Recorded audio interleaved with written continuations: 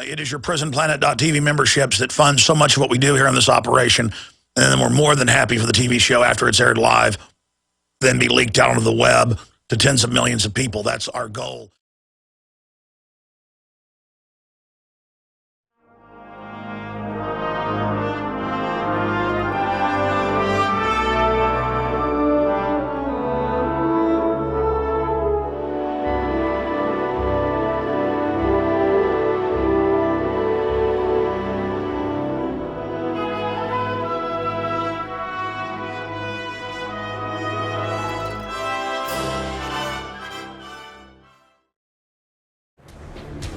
The right to keep and bear arms shall not be infringed. It is the 16th day of January 2013. We have been watching and taking notes. It's exactly what we thought. 23 devastating attacks with executive actions and executive orders on the Second Amendment. Doctors are going to spy on people and report to the CPS if you own guns in the home, even though they're not illegal. They are to harass gun owners. They are to SWAT team gun owners' homes. If you sell a gun to any friends or family, they're going to claim that's a felony. They're going to try to make you retroactively prove the provenance of your guns. They are going to try to put taxes on ammo. They're going to massively expand the Bureau of Alcohol, Tobacco, and Firearms so they can ship more guns into Mexico to kill more people in false flags so they can blame the Second Amendment.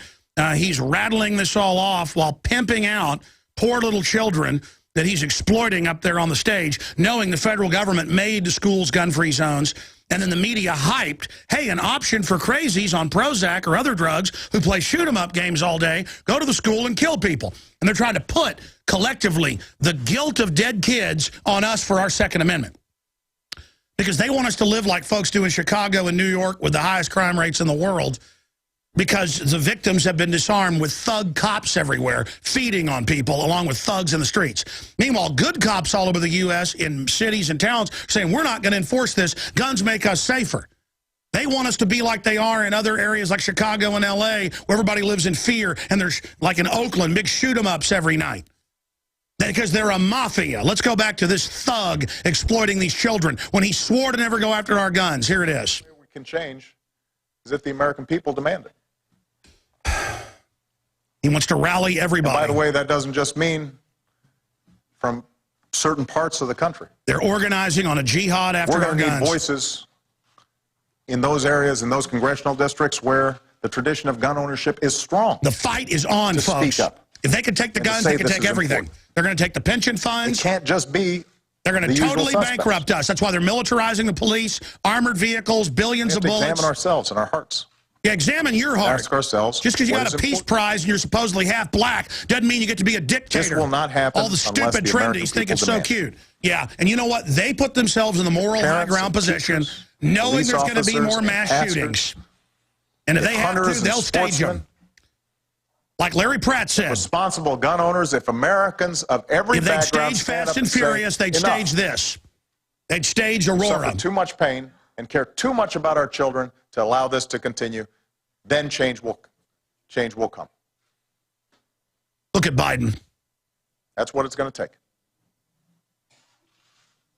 You know, in the letter that Julia wrote me, she said, I know that laws have to be passed by Congress, but I beg you to try very hard.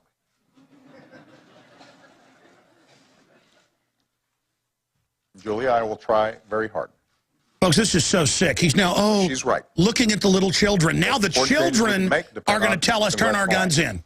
The government they need to bring these proposals up for a vote. Goes and says the kids say do this. Need to make sure that they do.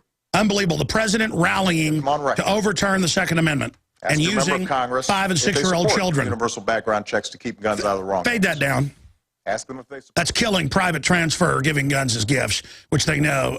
Ladies and gentlemen, this government shipped guns into Mexico to cause carnage. The CBS News got the memos to blame the Second Amendment. They killed thousands over there, hundreds over here, including 5 police officers, 3 of them Border Patrol, conservatively. They are so cold-blooded. And these sweet little kids up there he's using, again, this is what Al Gore said a few years ago. He went to public schools and said, you heard the audio, you tell your parents pay carbon taxes. You tell them, you know best. Every authoritarian society goes to the kids and says, you tell your parents what to do.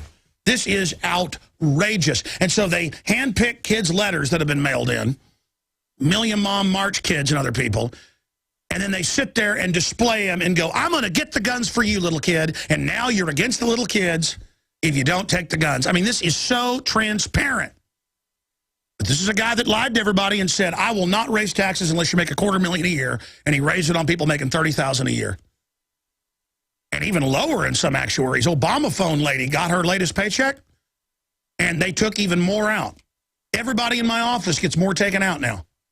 And that's just the beginning. It's all these lies. It's like being informed is like torturous. Let's go back. Let's go back right now, back to the would-be dictator, who again is saying Congress needs to do this, but I do have to worship freely and safely. That right was denied to Sikhs in Oak Creek, Wisconsin. The right to assemble peacefully. That right was denied now he's saying the Second Amendment Oregon. Is attacking all our other rights. No, Aurora, the Colorado. drug war has created a thug culture. The giant prisons are colleges of crime, and we've got guns that are holding your crime wave back. Fade him down. That were denied. We are holding your crime wave back, and you hate the fact that crime using guns in the last 16, 17 years has dropped 49%. And that overall violent crimes dropped 21%, FBI.gov. Real local numbers compiled and filed. You hate that concealed carry is pushing back your urban crime wave. You hate the fact that people in big cities illegally have guns to protect themselves. You hate it. You want total control to do to us whatever you want, you gangster thug. And that's why I've written a citizens move. And people ask me, well, how are you saying citizen? It was like citizen arrest.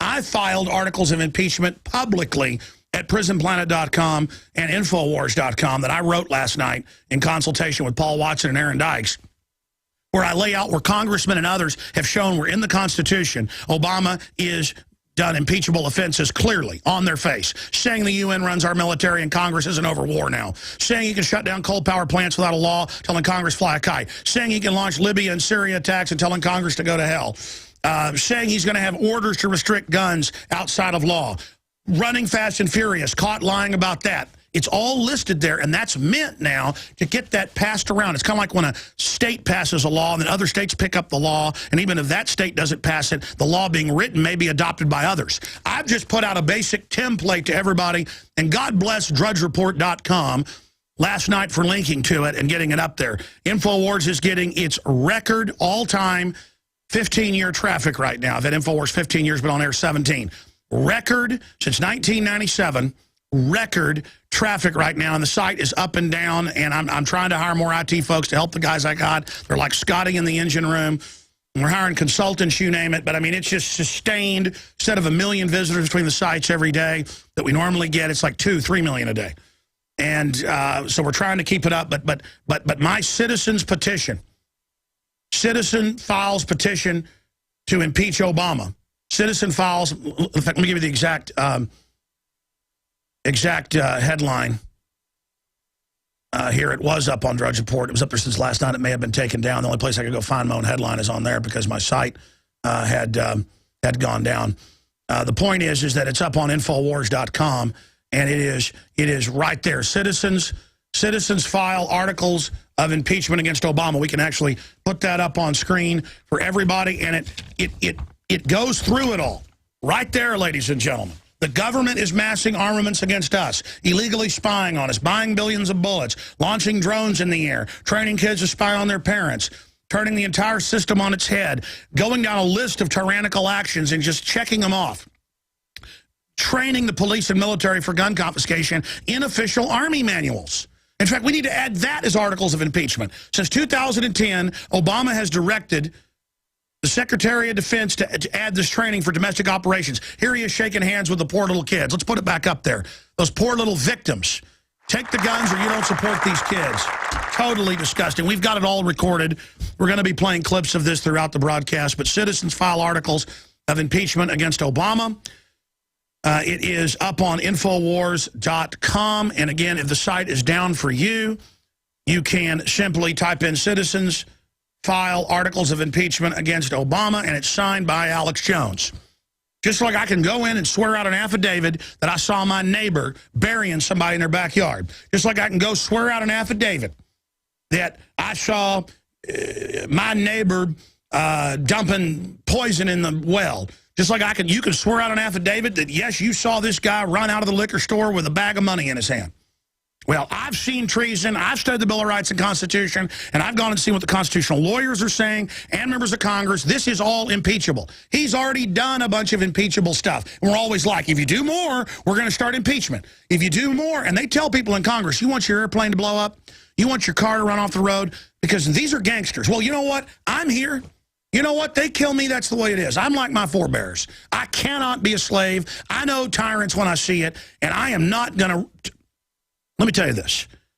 You either leave the country, and it's a global government, they're taking over everywhere, the same corporate fraud, the same corporate fascism, using socialism to indenture us, to enslave us, to domesticate us. You either leave the country or you fight back. Because let me tell you something, they are going to drop the hammer. Folks, they've signed us on to $1,500 trillion. The Chinese government, communist, that have... Folks, type in Bloomberg. I want to show them a photo of it. Suicide nets at Apple factories.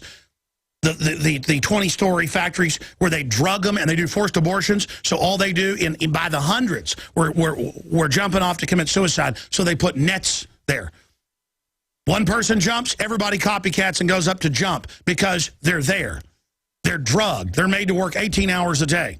They put help me notes in the packages inside Apple's Foxconn factories. That Al Gore's on the board. He's the one that demands they have the worst pay in China. Slave labor. Suicide nets installed at the dorms. Okay, they live in 100-square-foot cubicles, just like Bloomberg wants to set up. This is a plan. The globalists made a deal with China in the 70s to have the lowest standard in the world, to leverage out the United States and to buy our debt. The globalists are clients with the Chinese government against the American people, against their own people. And the Chinese government came out 3 weeks ago and said, we own your debt. Take the guns. That's an order. That is a UN order through the Chinese. I mean, they said, you will take the guns, we own your debt. And Obama is hell-bent to get them. Of course they sent mercenaries in there to do that. It's the oldest trick in the book. Same thing with Colorado, has all the signs. You send in the shooters, have the mental patient saying, I don't know who I am, drugged up in the parking lot, or you shoot the drug head in the back of the head and your guys get out. I'm going to try to settle down here and be as calm as I can about all of this, but you have to understand something. They have passed laws, 5 years ago, where they can basically take private pension funds. They haven't started the full move to get them. They've done some tests. They're talking about taking federal pension funds. You notice in Europe this is happening. You notice that they got massive tax increases through, including on the poorest working Americans. 14 different taxes in the last raft of legislation that they rammed through in the fake financial cliff. Now they're back saying, oh, we're in debt again. Bernanke, the real head of this country, the head of the private Federal Reserve, said yesterday, let's just get rid of a debt ceiling entirely. They've decided to go Weimar Republic. They've decided to go Zimbabwe. And do you know what that means? It means hyperinflation. But stag hyperinflation, because you're not going to have jobs on top of things increasing in price. And you're going to go from 25 million to 50 million on food stamps. We've now crossed that Rubicon to 100 million. And crime is just going to explode. But see, these big city mafia types, they know what they do. They shut things off, get people dependent, ship in the drugs. Government ships in most of the drugs. That's on record. Congressional hearings, 1997, Solicitor General of the CIA. It's on record. Everybody knows that. They destabilize the society. The working people, the middle class, get scared and say, take whatever rights you want, just keep me safe from the street thugs. And they know exactly what they're doing. The problem is you've had gun ownership in all 50 states go off the chart in the last 20 years, roughly. Gun ownership has exploded. The gun culture has exploded. And so you've seen a 49%. I did a report on this last week. I'm going to do another one today or tomorrow with the FBI.gov numbers. Because, you know, I kept showing violent crime down 21% in the last 15, 16 years. 11 points of that in the last, since 2007, last 6 years roughly. So it's accelerating the drop in overall violent crime. muggings, stabbings, beatings, shootings. And then I was there watching Fox News, and they were at FBI.gov, and they showed crime with guns down a whopping 49%. You can go to FBI.gov. I know the media is listening. Go look it up. Fox News had it on. I got my iPad, typed it in, went and found it. People were saying to me, Alex, it's higher crime rate drop than what you said. Why are you putting out this info? I was going off one statistic. 49. They cannot stand that, folks, that you're in charge, that you've got a gun, that criminals are scared, that every day there's a new 911 tape in the news. But it's always just local, never national, where the woman's on 911 going, don't come in. He's busted down the front door. I'm going in the bathroom. 911's like, yes, don't engage him. Go in the bathroom and hide. He's busting down this door. His arm's coming through a hole. He opened it. I'm going to shoot him. Boom, boom, boom, boom. Dead. Or the guy crawls out and dies on the street. Or crawls out and is bleeding and the cops come and get him. That's what we're talking about. You see it constantly because of sites like Infowars.com and WorldNetDaily.com and DrudgeReport.com that break the establishment media blockade. ABC, NBC, CBS, they will never, ever, ever, ever, ever show you that information. 49? I didn't even know that. I mean, I'd heard the numbers and seen them over the years, a 20+% reduction in violent crime within 3 years after a concealed carry went in Florida. Same number in Texas. But I guess it's been compounding now over the last decade or more. 49. I was sitting there and I go, that can't be true. 49. That's almost a 50% cut in crimes using guns. And this criminal is up there on TV using kids, and let me tell you, I had him faded down. It's a good thing when it was live. During the break, they were queuing it up back there. We're going to get it ready for you. It's in high def off the TV. We got to break it down to play it here on the radio and stream it on the web.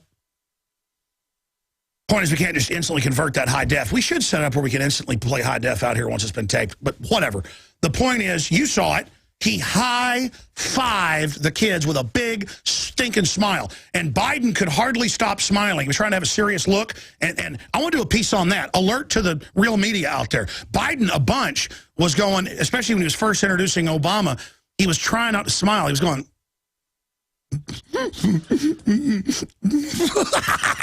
yeah, I'm going to get that guns, baby.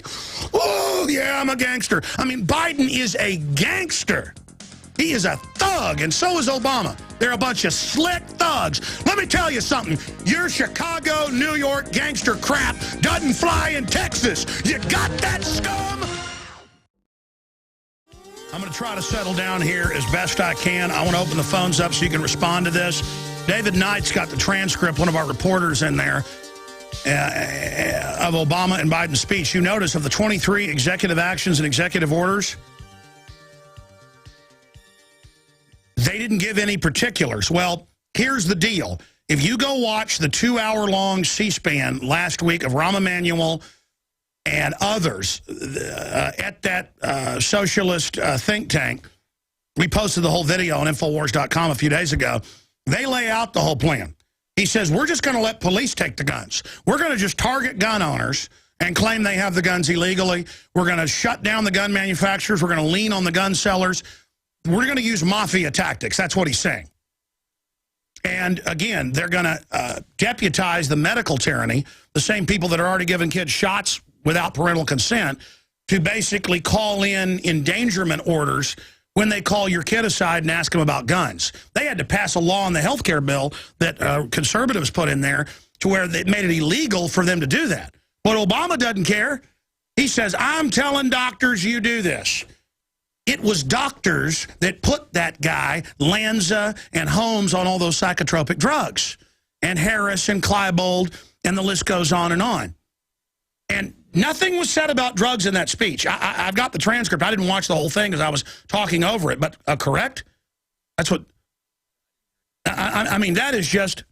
That is... Yeah, let me have that transcript. I forgot and left it out there. Thank you. I mean, that is just amazing. By the way, DrudgeReport.com... it has all the latest stuff on this. So does Infowars.com. The problem is Infowars is up and down. because of the incredible traffic. Kurt thought it was a denial of service attack. They looked at the traffic. No, it's all-time record traffic, which I'm not happy about.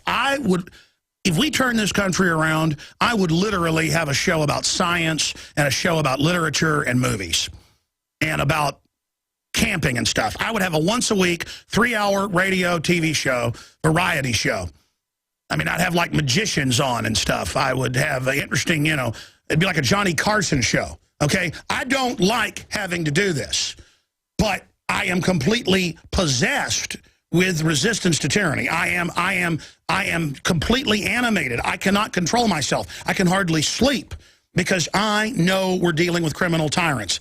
DrudgeReport.com, there it is. Citizens file articles of impeachment against Obama.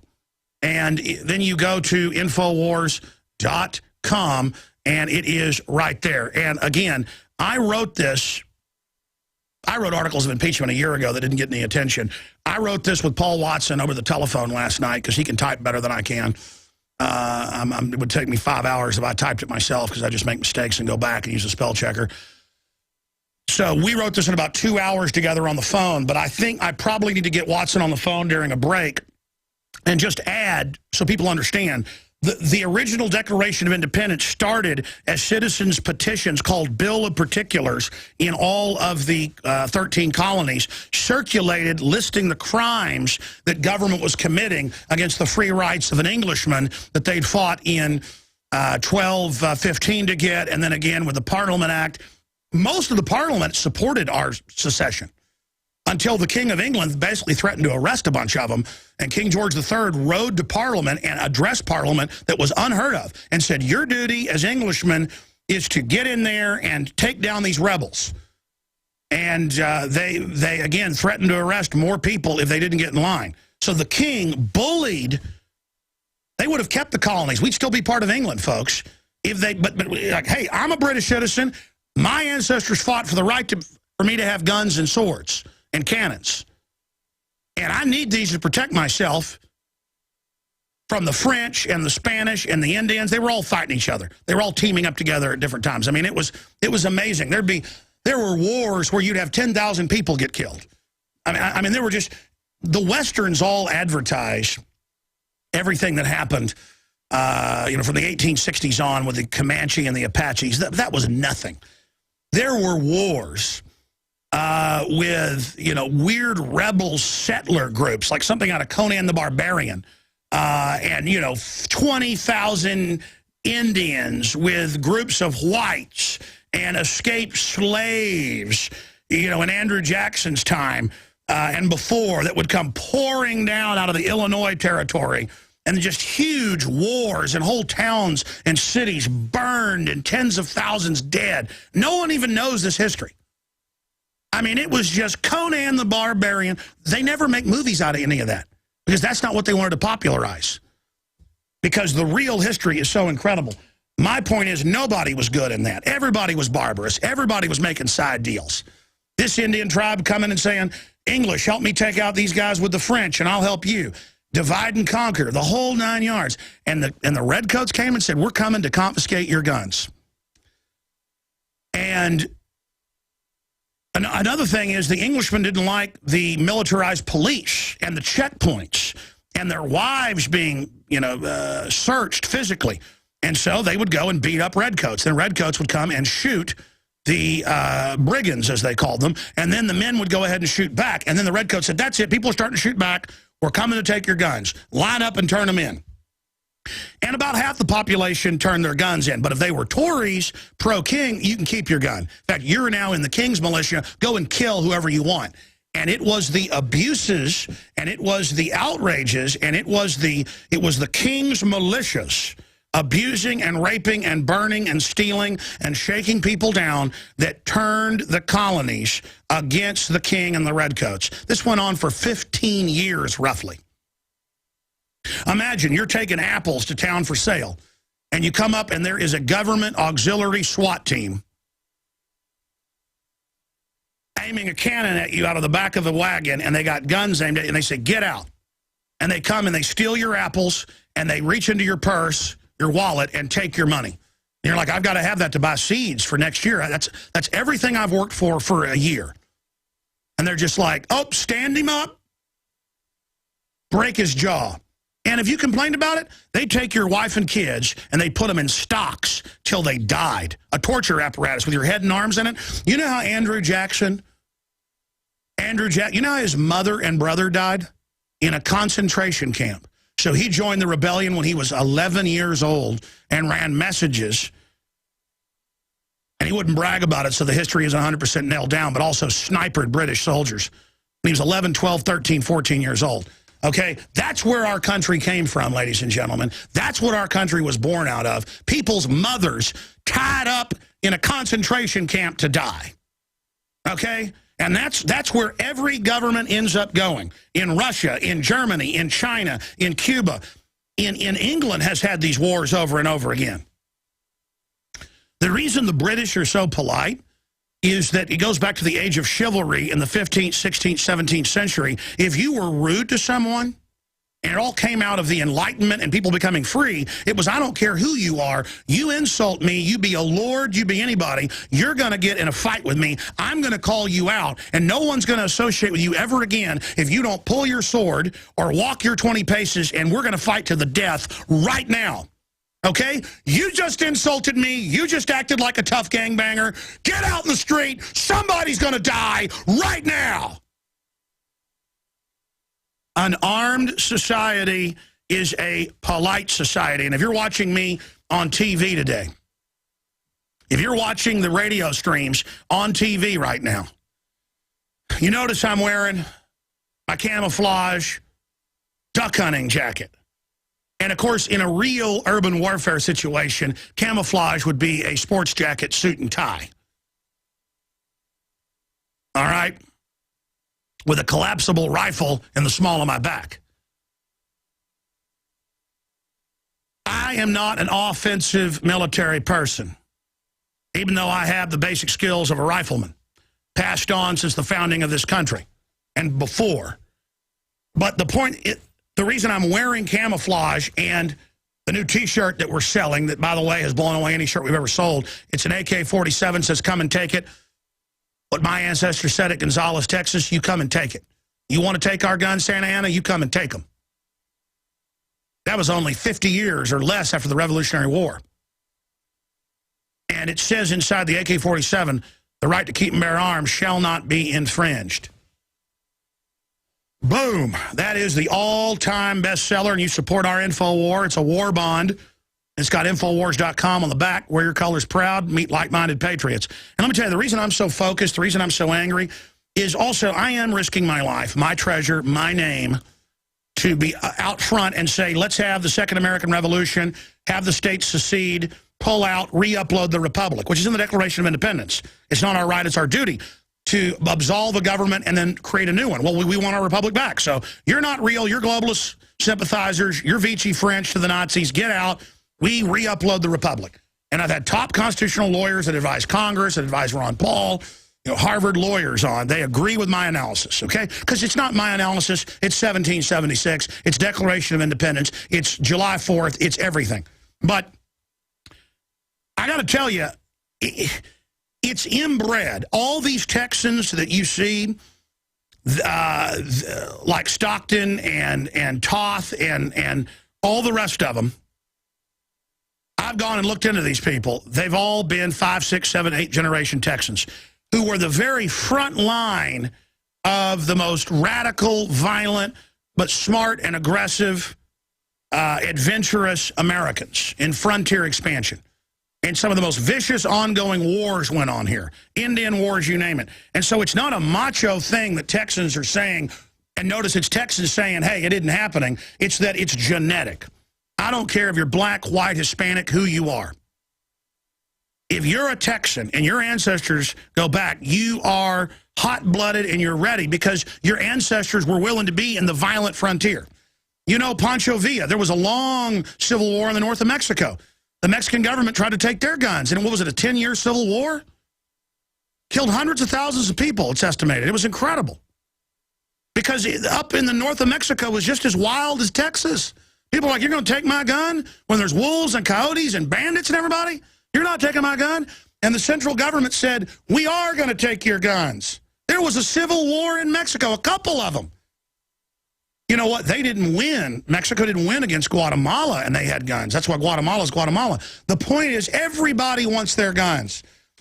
Because, folks, it's bold that he's going after the guns. And he wants the moral high ground. They're going to stage something else. White House readies 23 executive actions developing.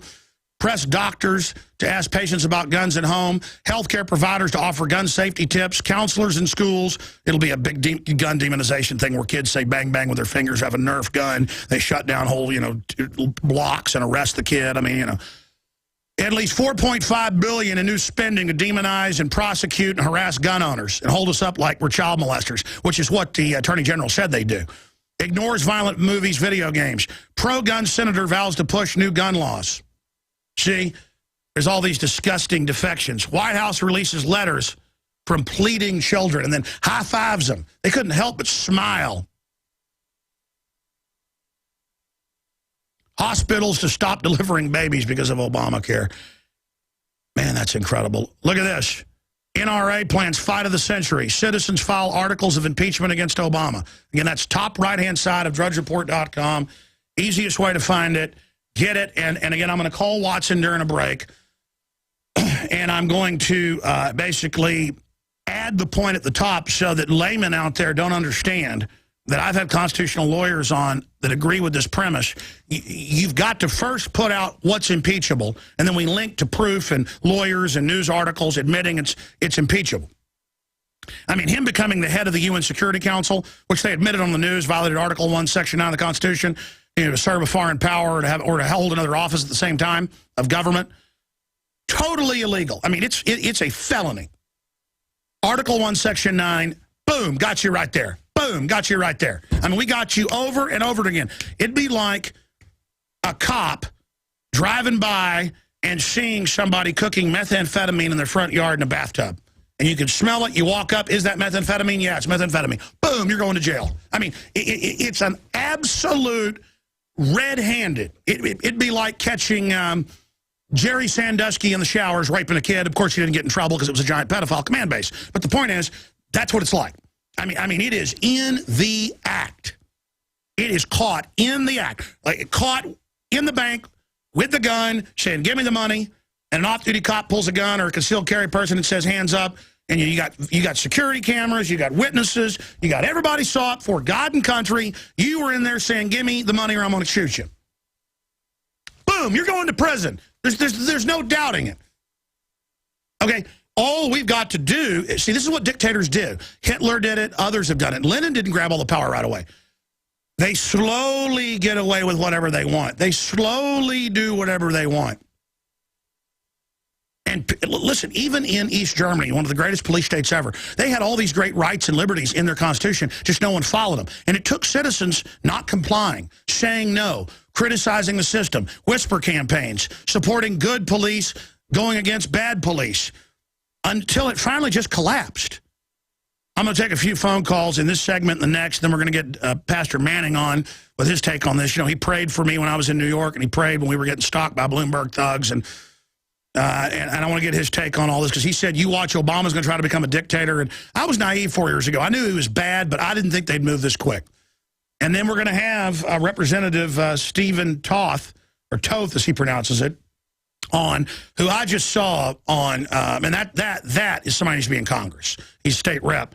I just saw him on Wolf Blitzer when I was in the coffee room for about 2 minutes. And I mean, he was well-spoken, had incredible demeanor, looked super sharp. That is what we need. And he explained, look, I don't care if you pass laws in Congress saying you can take the guns. It would take an amendment. And even that would be unconstitutional, because it only points out on a right that already exists. We're not going to put up with this. And Texas is going to nullify this. And Wolf Blitzer's like, you can't do that. Oh, really? How come all these states then let the illegal aliens be not arrested? Oh, he knows what he's talking about. And I haven't talked to him yet, but it sounds like he's a listener. So, again, that's what I'm doing here. Let me tell you the real power of this broadcast, by the grace of God. For all my problems, I am a real person who loves liberty and is willing to die for it if it takes that. And I'm on the line here, and the info I'm putting out more and more is getting to other people, and that's exactly what's happening right now, thanks to drudgereport.com. Citizens file articles of impeachment against Obama.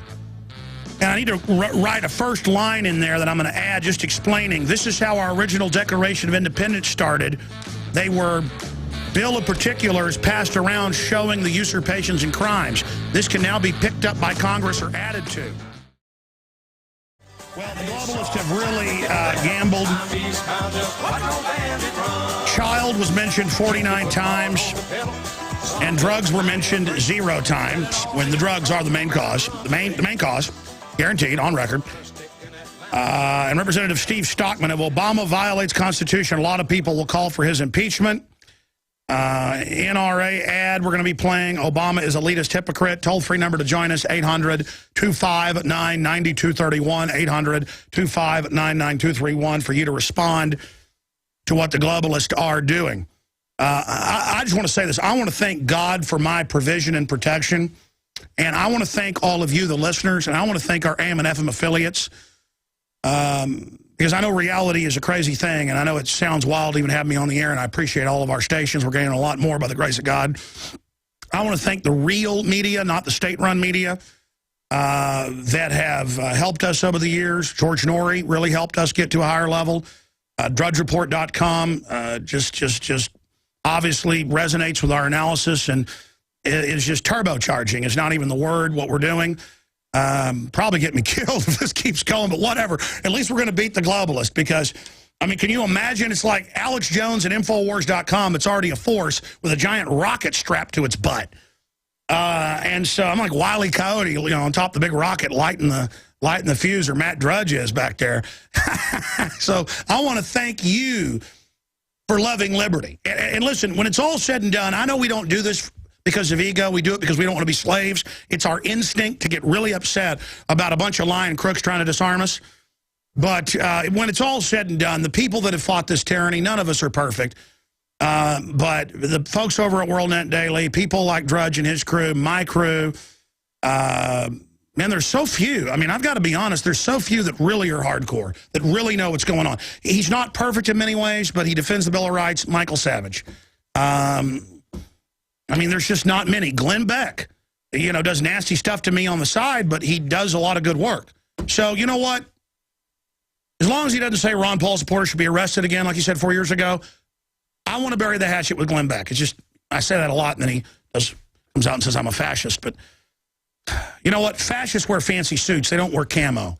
The devil comes as an angel of light. The devil comes acting all fair and friendly and beautiful. But can you smell the stench of death?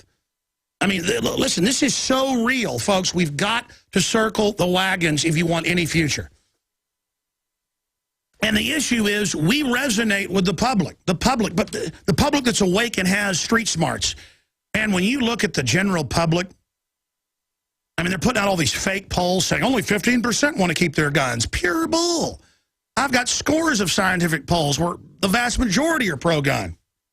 The gun culture's been taking over. But people emotionally, when they say, if it stops the death of little children, would you want more reasonable restrictions? And they call telephone trees of people they know have answered questions before. That's how Rasmussen and all these guys work. And they call up the welfare lady and say, do you want less gun violence? I sure do. Take the guns. It doesn't matter if 99% said that I had to be fed to the sharks for no reason. You can't do that in a republic. We're not a pure democracy. The Greeks had a pure democracy for a while in some of their city-states. They'd have a bucket of white rocks for a yes vote, black rocks for a no vote, and the voters would go and put their rocks in there. Only the upper gentry got to vote, but that was a democracy of the elite. And who doesn't like what Aesop just said? I don't like it. Well, the rocks say, 90% of the rocks say, Aesop, we're going to throw you off that cliff. We're going to make you drink hemlock. I mix them all together. Most of the famous philosophers you hear about were killed. You know what? We don't like what you say. You're going to die. How's that sound? See? Because the pen is mightier than the sword. But when they come for the sword, you know they're dropping the hammer. All right, we're going to be taking your calls now, and when Pastor Manning and when the state rep comes on. who's been fighting the globalists. Most of the resistance right here out of Texas, Wyoming, a little bit out of Tennessee. And it's all people who know that their ancestors fought to protect the Second Amendment. And there's resistance out of Kentucky. There's resistance out of Oregon. Let's go to some phone calls right now. Remember, folks, if we beat these people, you're all going to be remembered as the next generation of founding fathers and mothers. I mean, this is the same kind of battle against even more evil people. I mean, and the King of England was a cupcake compared to what we got. Patriot Poet in Michigan, you're on the air. Yeah, Alex. Go ahead, sir. Hey, this is Google Bomb guy, man, from Michigan. Yes, sir. You're the guy that came up with the idea for the Google Bomb. Yes, sir. How you been? I had to take a break, Alex. Things got so crazy. But I got back as a member. I can't get on the site. Prison Plan, it's just jammed up. I'm listening. I had you on through InfoWars. That's the only way I could get a feed was to listen, and I'm a member on prisonplanet.tv. Well, I'm sorry. You need to send a customer service email over there, and they'll try to get back to you on that. Sometimes we've changed the configuration of it. It works a little bit better, but thank you for the support. Listen, we're going to run out of time real quick. It's good to talk to you, like we're sitting around here at the gas station on the bench, but do you got any comments about what's just been announced and happened? Yeah, what I want to share with you is how far they've reached in, not just only with the Second Amendment, but a total takeover. I want to show you how far this tyranny has reached in. This happened this morning, Alex. I got to share this with you. The big conglomerate in Michigan for energy is DTE, or was Detroit Edison, right? Well, they've got this program running where they'll come in your home and they'll change all your light bulbs out to those Energy Star compact fluorescent light bulbs. No. And then later, they come by law, and you get fined if you don't have those light bulbs, and then it's forced home inspections. They're just getting you used to it. Right. Well, that's it. They tried to walk. Listen to this. With the maintenance man, they came trying to enter my girlfriend's apartment without her permission. They had the key. They were with the maintenance guy with the keys to their apartment without even calling her. And they tried to just literally walk in. No, listen. We're about 5 years behind Australia and England. They always start this stuff as voluntary, then it becomes mandatory. I appreciate your call, brother. Good to hear from you. Send an email to customer service at prisonplanet.tv. Okay, let's go to Shannon in Ohio. You're on the air. Yeah, I'm here. Go ahead, sir. Yeah, I've been listening to you for about 5 years now, Alex, and I woke a lot of guys up. I wasn't being a freak. I come at them slow just to open them up a little bit, and I bet with just me reaching out, I probably touched like 2,000 people. I've got some guys that are ready. We're all sitting back waiting. We're all fathers, you know. We take care of our kids, and we're ready. We know that, you know, we all got to stand up. I've been a boxer my whole life. I've fought professional fighters. All I can tell these guys is don't be scared. Once you break the ice and stuff hits the fan, just be ready. And trust me, the spirit of our founding fathers will be with you and give you the strength to see you through, okay? Well, that is the good part about a fight. Not that I'm a professional fighter, but it's like that in anything. You're concerned until it starts. But, boy, once it starts, it's like a duck to water, isn't it? Yes, it does. It's just your body takes over, and you're capable of doing so much that you just got to break the ice. Don't be scared. Don't be scared of anybody, because I tell you what right now, I'd rather stand and fight than get down on my knees like a coward and let them do what they want to do. Well, here's the deal. They're not well-meaning, reasonable guys that want to take guns for little kids. They have those little kids up there to make them look like good guys. These are mafia scum that have sworn to get all our guns to make us slaves. And listen, I know you're ready to physically fight. Put that energy, like you already said you did, my brother, into InfoWar. Redouble, redouble, redouble again, waking people up. You are the Paul Revere. You are the resistance. God bless you, Shannon. Good to hear from you. George, Andy, Bill, Chris, your calls are all coming up. And Pastor Manning as well. I am committed. Give me liberty or give me death. And now we've got police chiefs, sheriffs all across the United States, from Texas to Washington State to Kentucky, sending letters to Obama saying, I am declaring a declaration of independence against your tyranny. I will not follow unlawful orders. And we need more towns, more cities, more county judges like Judge Head in Lubbock, who are getting on the show, talked to his office yesterday, to stand up and say, we're not going to comply with this. And when Wolf Blitzer and people say, well, you've got to comply with whatever the federal government says, why, Obama's the second coming of Abraham Lincoln. Notice they've been saying that for 5 years. And I said because they're getting ready for insurrection in the states. And now they're saying, yeah, he's going to be Lincoln. He's going to do whatever he wants. They want to cause a physical civil war. I got an idea. How about we have an info civil war? Okay, how about we stand up and say no? Just like what Pastor Manning did last year, where he had a public trial that got a lot of the news, laying out Obama and his criminal activities. People go, well, what's the point of his citizen's trial? You put publicly out there what the person's done.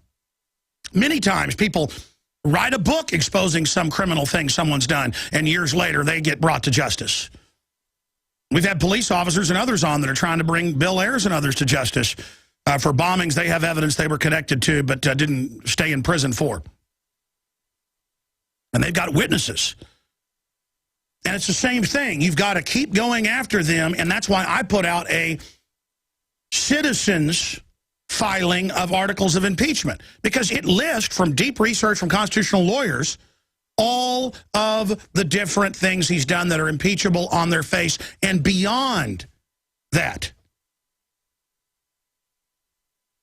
There's a new hostage crisis. Al-Qaeda linked group says 7 Americans among 41 hostages seized in Algeria attack.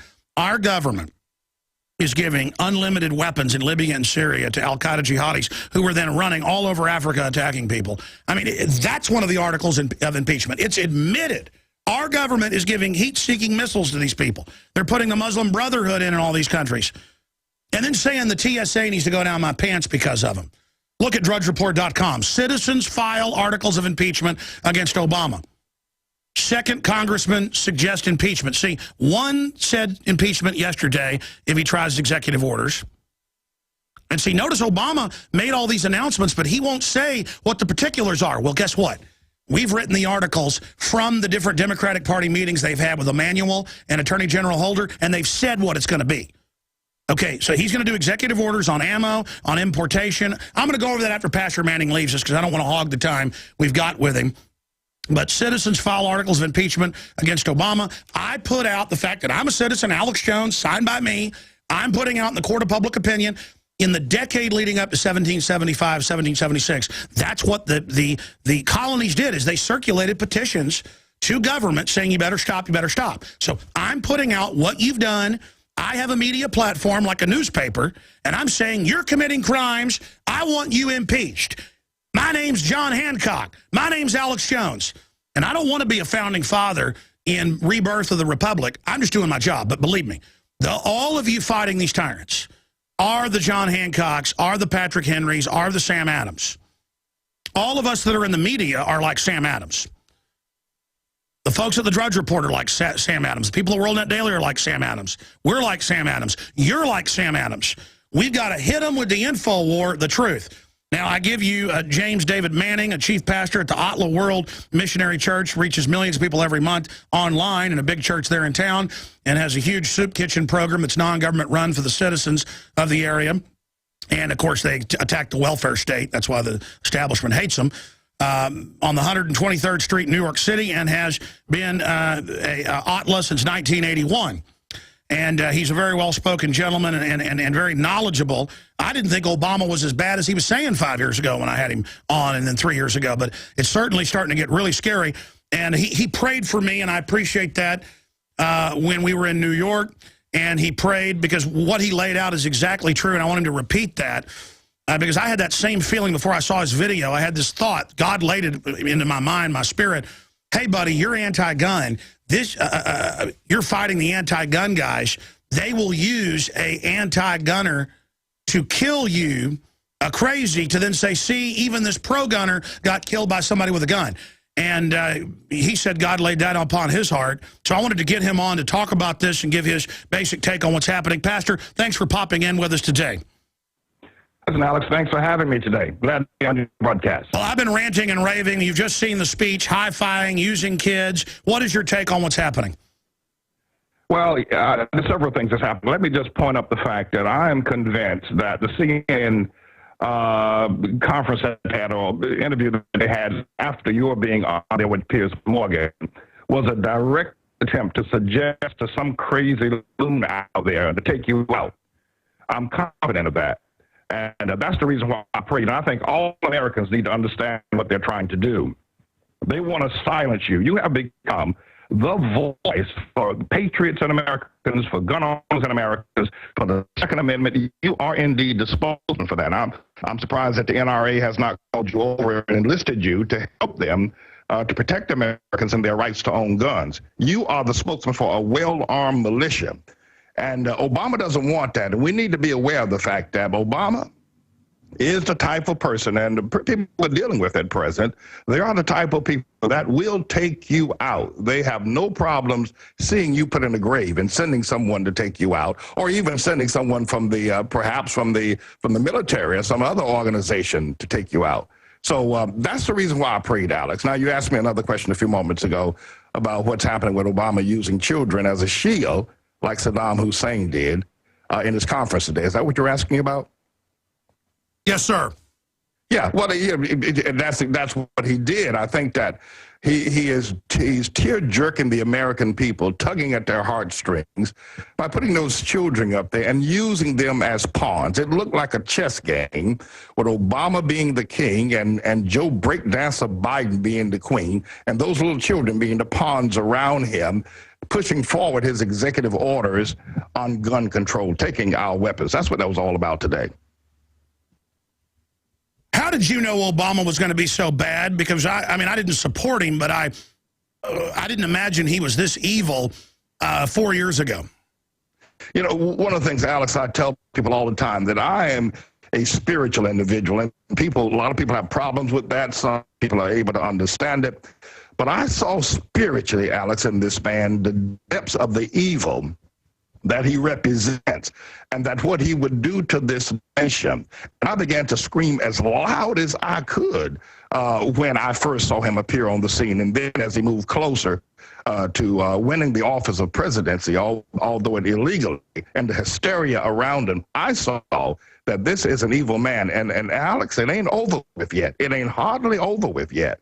We have a lot more evil coming from this man that we have to endure. But I can say this, I'm confident that we will prevail, that he will not win. We will get the victory in this process, but it will not be easily won, and it will not be for the faint of heart to persevere against what Obama is trying to do to us as a people. Did you notice that that Biden could hardly stop smiling? He was fighting smiling, and Obama was trying to act sad, but he acted like that, you know, he was at the Kentucky Derby in front row seats. I mean, he acted like a pig and you know what. Well, I think that Biden finally feels that he's given us some recognition, something that will give him a legacy. I'm not sure exactly what Biden was up about today. Obama was very coy today. He was not his usual ebullient self, and he wasn't quite as arrogant today as he normally is as well. I'll have to look at that again to see and really read what went on there. Well, I saw the cover. He was acting coy, but in the eyes, he looked evil. I mean, and in fact, we're hearing more of this from his people. You saw the nice Obama. Now you're going to see the real Obama. Well, that's the thing. I think this so-called second term that he is employing, that we're going to see the real Obama. We're going to see really what he's made of, and the evil. I don't think he's going to make any attempts to hide anything. I'm not surprised that he's not probably promoting Muslim Brotherhood and Islamic ideas more. We're going to see who he really is in this. I saw this 4 years ago. It's amazing. We're going to go to break, but I want to ask your take on ways to oppose him and to push for impeachment. I mean, don't we need to list all the impeachable crimes he's committed and really press Congress to start the impeachment trial? Well, you know, I had a CIA Columbia Obama sedition and treason trial regarding his forged certificate of graduation from Columbia. I explored in depth, Alex, his participation with the CIA, with the Mujahideens in Afghanistan when the Soviet Union invaded them back in 1979, I think it was. I went through that step by step, and I discovered that Obama... Stay there. I want to talk about this. You got a federal visit. Pastor Pastor Manning is our guest for one more segment. I want to get him back in the next few weeks for a full hour. A.T.L.A.H is his website, A.T.L.A.H. In the next segment, we are now analyzing the vague statements of Obama, but they track and follow exactly what we thought in the proposal. I have this from the Washington Times, where they're just going to take guns whenever they find them in your car, even if they're legal, and you have no warrants, and then they're going to decide if you get them back, and it's the no-fly, no-buy list. It's just, they're just going to put you on a no-gun list. And it's official. DHS to expand and formalize coordination on gun control efforts. Homeland Security is the takeover arm, and it will now be used to go after gun owners. Okay, Pastor Manning, you got cut off by the break, and you were getting into the public trial you put on to demonstrate all this. It's the same thing with a move towards impeachment, getting behind congressmen that are talking about it, getting the points out about why we should impeach. We've got to get on the offensive. What is your take on ways to turn the tide? Because these guys are coming for us. Well, you know, the impeachment idea is a good idea. Whether or not we can succeed with that is the question, because, you know, the Senate has to approve of it. And the Senate is right now controlled by the Democrats, Harry Reid. And so I'm not sure you're going to be able to actually put an impeachment through on Obama, but it will be at least something to keep the nation aware of the fact that this man is indeed evil, and probably force him to make a move, or force the American people to just outright reject him, no confidence in him, whether the impeachment goes forward or not. So I think the action is a good action. Absolutely. Well, you know, nobody thought the Senate was going to go after Nixon, but then they got the votes. It never even had to go to the Senate because they had the hearings in the House. We need real fast and furious hearings. We need real hearings on the psychotropic drugs. We need real hearings on all of his insider trading and the Democrats' insider trading. We need to get on the offensive with these guys. Well, yeah, you're absolutely right. And that's the move I think is most important, that we go on the offensive. Right now, we've been defending against the thing. He comes out and does something, and we react to it. Well, that needs to stop. It needs to stop immediately. And we need to move against him confidently, not being afraid of all the stereotypes and all the things that have protected him over the past 3 years. So offense is indeed the defense that we need to employ against Obama at this time. Why do you think they're in such a hurry to get the guns? I mean, the Germans are demanding their gold back. We know that they're raising taxes. The economy is going to crater. I mean, what is Obama's end game? I think the economy getting ready to crater is perhaps one of the pressing reasons why Obama wants to take the guns, because we're going to see ourselves in another year or so out in the streets begging for bread, or at least the economy being so cratered that people will be unemployed, and people will be ready to take to the streets. So that's the reason why he needs guns out of the hands of people. But the other thing, Alex, I told you that when I was on your broadcast, I think 3 or 4 years ago, that Obama does not want to give up this power that he has. And unlike any other president, he's closer to and employs more power than any other president in the history of this nation. And he very possibly sees the opportunity to stay in office as long as he possibly can. Martial law is one way. And if calling for martial law, he can't have guns on the street. So take them out of the way right away, remove that obstacle, and then deploy the other kinds of things he wants to do. You know, a congressman has pointed it out. You pointed it out so eloquently about Obama's the king, Biden's his queen, the little kids are pawns. We've got to come up with a 3D graphic of that or something for the nightly news, Pastor. But, I mean, I think Obama's got a problem overreaching, using these little kids like pawns. I mean, this was a sickening display. That's exactly the kind of stuff Saddam Hussein pulled. Normally, I can stomach a lot of stuff, Alex, and when Obama has crowds of black people or Hispanic people or whoever behind him, women or whoever, I mean, I can deal with it. It's just politics. He's promoting himself. They want an opportunity to be there. But this was a terrible misuse, a bastard misuse of these children today, and calling their names and using them to promote his diabolical plans, I thought was just off the charts. Well, you're right. Again, Pastor Manning, we've only got about a minute left. Anything else you think is important to add for folks? Well, I want to ask America to pray for you, Alex. I mean, I don't think people realize just how serious this issue is. Obama wants our guns. He wants this nation. He wants to trash the Constitution. And you are a powerful voice that have fired up the American people. And people need to stand with you. They need to pray for you, that God will sustain you through this battle that's ahead of us. So my one request before leaving today is that all Americans would bow their knee and their heads in continual prayer for your safety and your abilities to keep doing what you're doing. Wow, thank you, Pastor. We need to pray for you as well and for everybody fighting against evil. But I know it's the prayers that are sustaining me. From the bottom of my heart, I feel that connection with you, Pastor. Thank you, sir. God bless you, sir. God bless you. Man, we'll be right back with State Rep who's fighting. Ladies and gentlemen, we're joined for the balance of the hour, and then I promise everybody holding, we're going to get to all your calls for the entire third hour and cover this foggy legislation. But it's not foggy.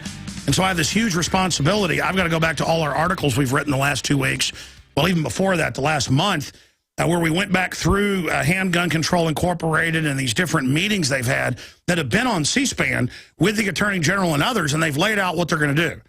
And they're just going to pull over gun owners and harass you. They're going to raid people's houses claiming you've got illegal guns. They're going to just say, we say you're mentally ill, you can't own a gun now. They're going to upwards of $5 billion additional funding to harass gun owners. They're going to try to ram through legislation to physically make you turn them in. Dianne Feinstein has that. And it's totally, absolutely unconstitutional. And it's unconstitutional on its face. And we had President Obama running 4 years ago, pledging to never try to take any guns.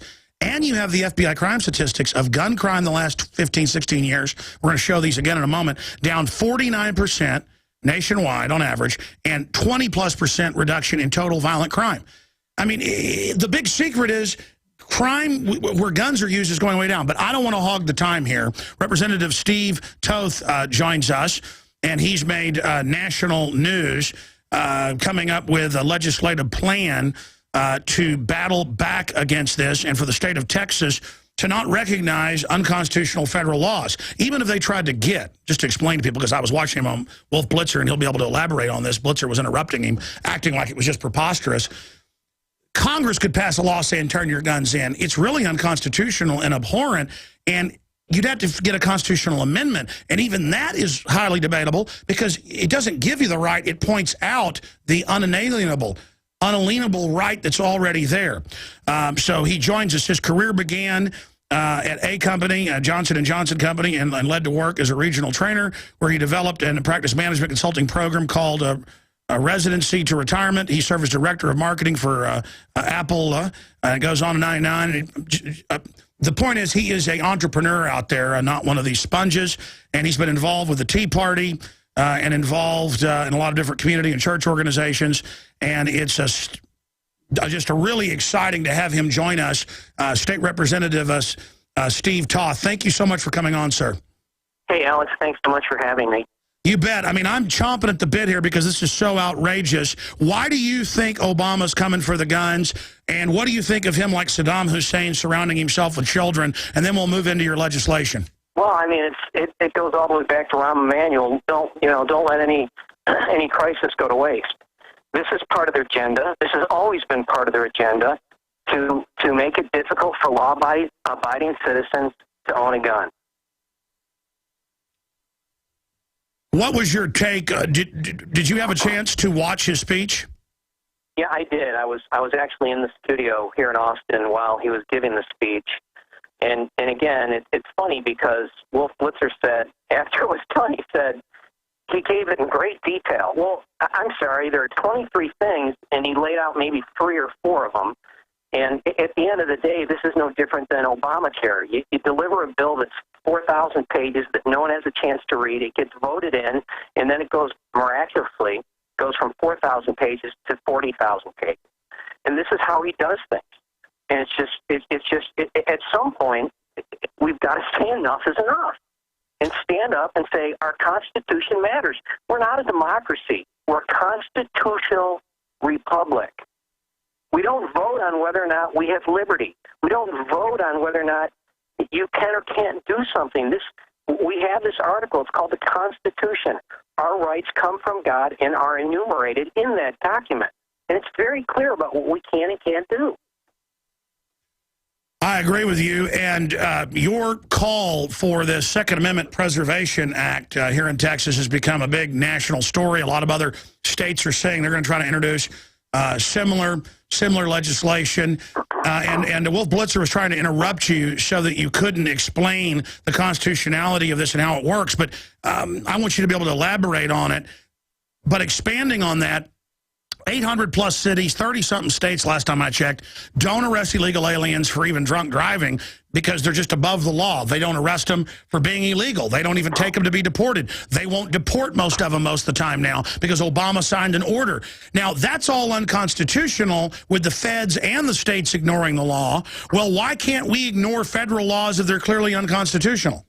Exactly. I mean, you nailed it. You absolutely nailed it. At some point, you've got to draw a line in the sand and say, enough is enough. We're not sliding anymore towards a king. I grew up in upstate New York. I moved my family here because we believed it was the greatest state in the nation, greatest opportunity to raise our children in freedom and prosperity.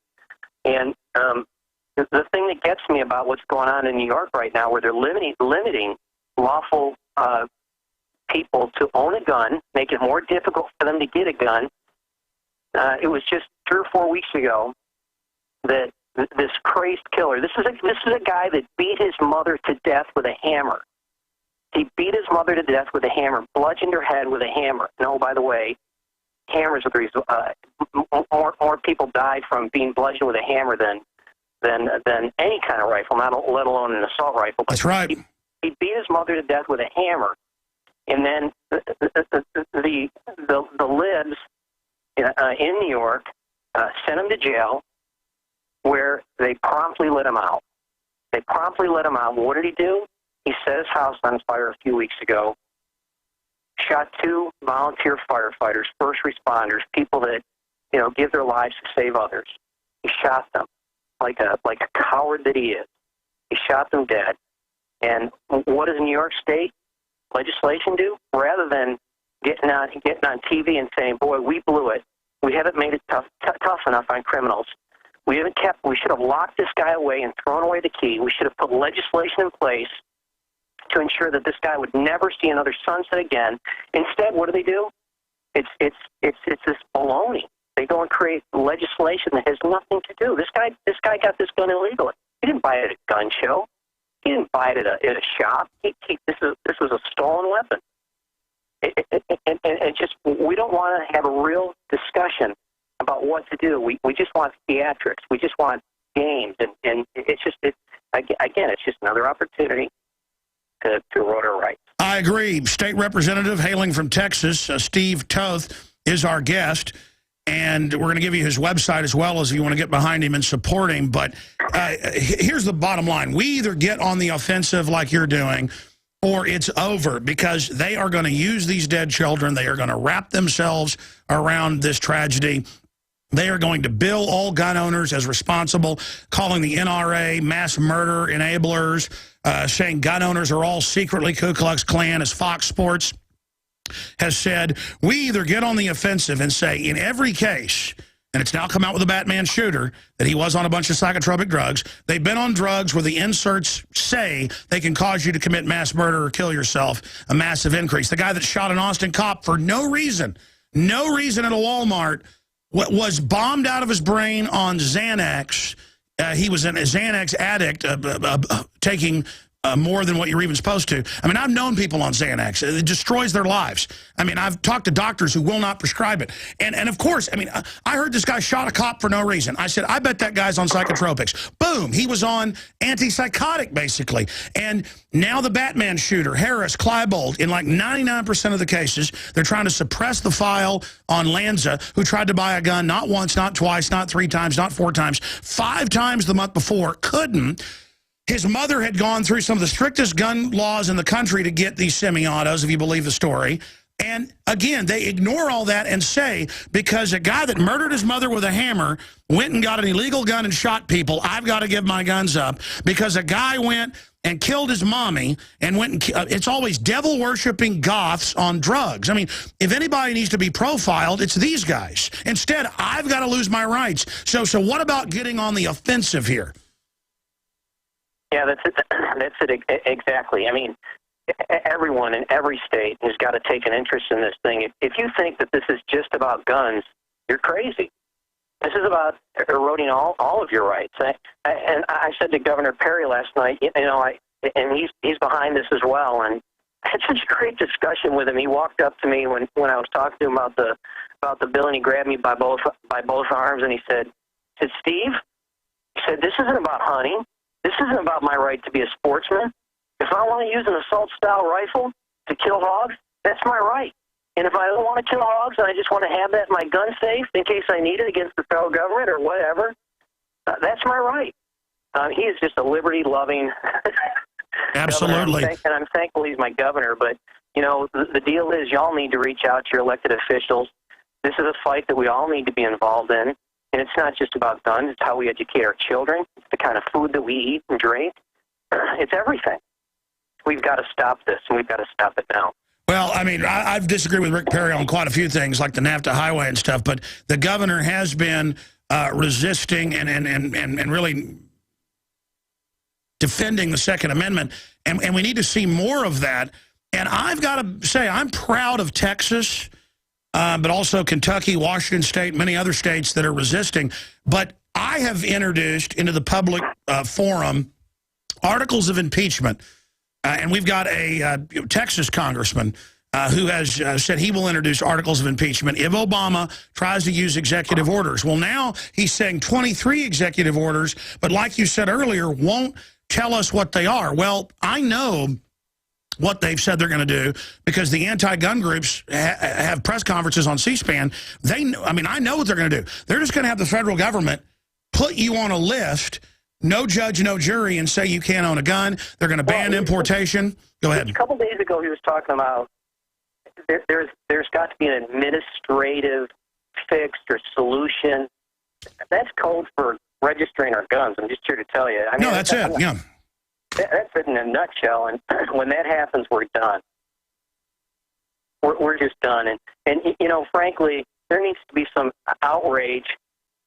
For those of you that are listening in New York, and again, Sheldon Silver and the outrageous leadership that he has demonstrated in the state of New York, what he's brought that state down to. It's a shame.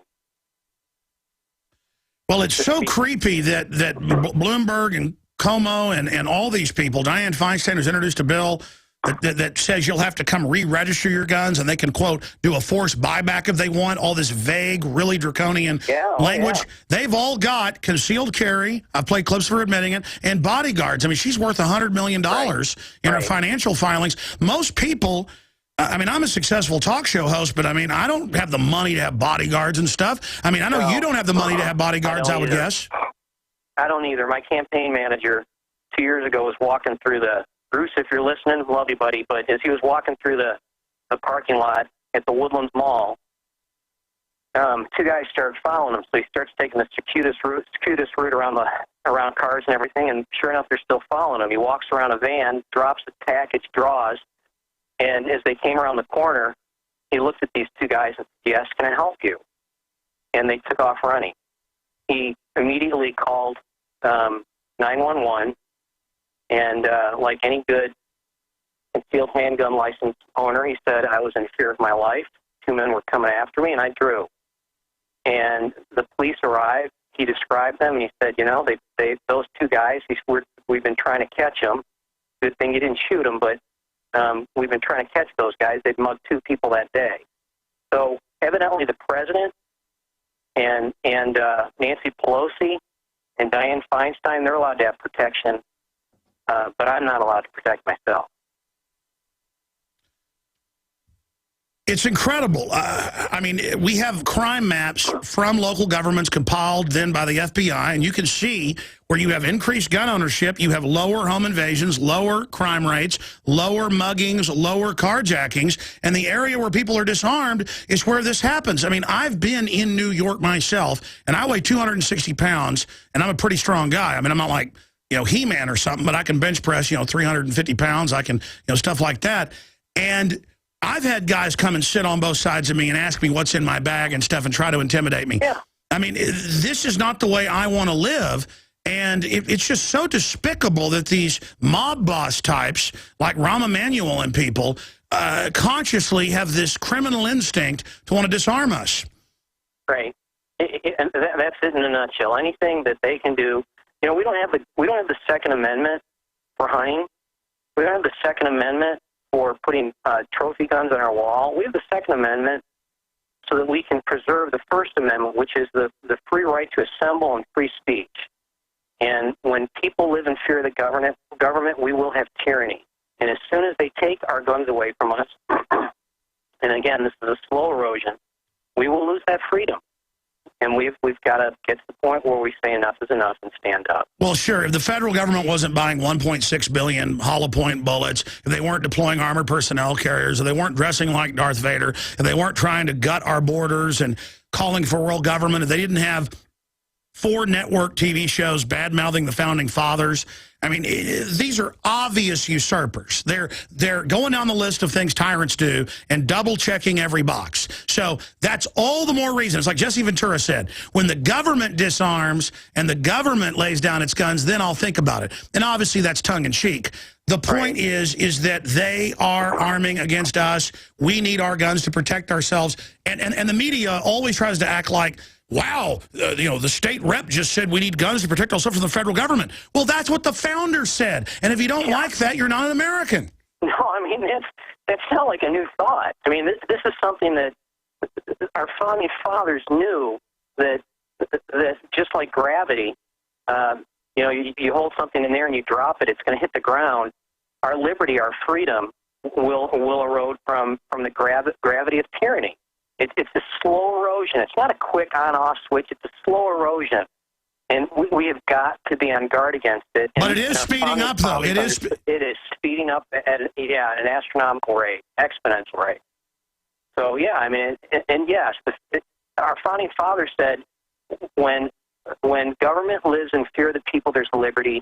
When people live in fear of the government, there's tyranny. They understood that. They understood it well because of what they endured through King George. We don't want another king. When we come back, I know listeners already have heard you report on it on WOAI. It's already made national news via thedrudgereport.com and Infowars.com. But I want to come back and give out your website. But also I want to talk about what your piece of proposed legislation would do and how we would implement it. And it's very, very simple. I mean, the feds won't even pick up the illegal aliens if police do arrest them. I've talked to the police. It's been on the news. So if that's illegal and unconstitutional, because that's something you're supposed to do, then how can the states get in trouble if they don't do something that's unconstitutional? So we're going to talk about your piece of legislation and how we can get it duplicated and different ways we can get on the offense against this tyranny with the representative from Texas. Now, you noticed Obama just said, I want to give everybody free health care. You deserve it. And then we finally get the bill. It's death panels. It's written by the insurance companies to double your rates. Doesn't give anybody free health care. Obama says, I'm not going to raise taxes unless you make $250,000 a year, I promise. Raises a bunch of taxes on poor people. Massively. I have a responsibility because they've bragged to the Washington Post. I've read their quotes. I've watched their press conferences. We know their attack profile. We know what the 23 executive actions are going to be. We know, and he hinted at a bunch of them in the speech, but I was talking to State Representative here from Texas who's introduced the Firearms Preservation Act.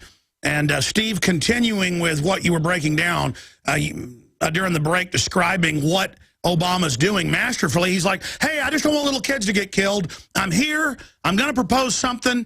DHS is going to run it nationwide, $5 billion. Get ready. Yeah, I mean, he's masterful at this. It's smoke and mirrors. You hide behind children.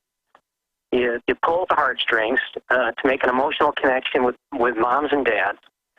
And then you introduce this nebulous legislation. And then once the ne'er-do-wells in Washington pass it, then what he does is he takes his bureaucrats. The only thing worse than a politician that has been in office too long is a bureaucrat that has been in office too long. And these bureaucrats are the ones that craft the legislation once it's passed. Obamacare was only about 4,000 pages, only, right? But once it was, the bill that you had to pass before you read it, well, that thing is upwards of 40,000 pages of regulation today. And the devil in this thing is really, truly in the details. And you won't find out what the details are. This is the way he does things. The things that they're just too controversial to make it onto the House floor or the well of the Senate, that stuff isn't seen. It's not going to be addressed in this legislation. And so they're going to keep it nice and nebulous, warm, fuzzy, children, puppies, and then pass this. And then you pass it, and you find out that our guns are registered, and they're being taken away. And by the way, that's what makes me so angry is that Dianne Feinstein, we have the clip of her saying, if I have my way, all your guns are turned in, Mr. and Mrs. America. And then I have her new bill where it says, oh, yeah, you got to come re-register them. We'll decide if you can keep them, but we need money for a forced buyback. And then Obama's up there going, it's just reasonable. We just want crazy people not to have guns. I mean, it's such a deception. You'd think once the public learned that they lie so much, then everyone would turn against them. But it's almost like people have just gotten used to being lied to. Well, check this out. When the liberals say that the war on drugs has been an abject failure, they say it's because interdiction is impossible. You can't keep drugs out of the country. You can't keep drugs out of the hands of someone that wants drugs. But evidently, they think you can't keep firearms out of the hands of criminals. I mean, it's just pure hypocrisy. Oh, that was my next point. They're announcing Homeland Security's main duty. It's not Al-Qaeda anymore. You've seen the training manuals, gun owners, returning veterans, conservatives. They're now announcing this is what Homeland Security is a new thing to harass and nickel and dime gun owners where somebody's got a legal AR-15, not modified, guy has no criminal record, businessman, what was it, in Minnesota? He pulls the trigger at the shooting range. It goes full auto. They rat on him, and he goes to jail. And the ATF says, we know he didn't do it on purpose, but we still want to put you in jail. To do 5 more minutes with us, I know you've got to go, but I want to talk about your Firearms Preservation Act, how people find it. Fire out the best website, sir. The best way to get a hold of us at this point is just on Facebook. Steve for House District 15. All right, stay with us. State Representative from Texas, Steve Toth, represents District 15, and he is almost for 5 more minutes. I've got some big breaking news after he leaves us in the next segment. I'm just going to leave it at that. Big breaking news, and this is confirmed. This is, we'll break it down on the other side and go over what this means. Getting into your State Preservation Act, tell people about that. I guess they can go to Steve. It's Steve Toth for House District 15. So, on Facebook. So that's the best place to visit, and that's the best place. How do people find a piece of legislation? How do they find a copy of it so they can get it to the? Yeah, we're coming out. We're not out of legislative council yet, so it's being drafted right now, and we've been told by Leg Council it'll be done Friday, and then it's going to be in the hands of the Attorney General. Reason being, we want to make sure that it's buttoned up as best we can. We're going to put it in his hands and let him dot the I's and cross the T's, and then we'll go from there. We only serve in Texas 140 days every 2 years, and we can't introduce legislation in the first couple months. So the neat thing about this, and you're probably familiar with the TSA bill that Representative Simpson put through a couple years ago. Absolutely, it's going to be back now. Well, and the local radio station there in Houston said, well, I hope this isn't like the TSA bill that didn't get passed. And they said, well, the TSA bill didn't catch fire until like April or May last year. It's January. So the nice thing about where we're at right now is that, and thanks to Texans that have just shown so much support for this thing, that they're calling their elected officials and saying, we're behind this. They're respectfully calling their officials and saying, we're behind this, and we appreciate if you'd be behind it. And that's the best way to talk to one of these people, because at the end of the day, we serve here.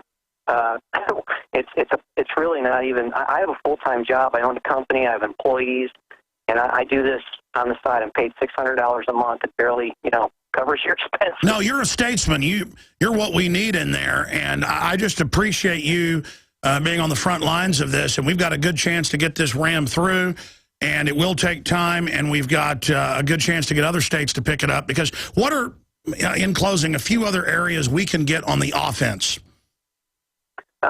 Reach out through social media to people and start the discussion.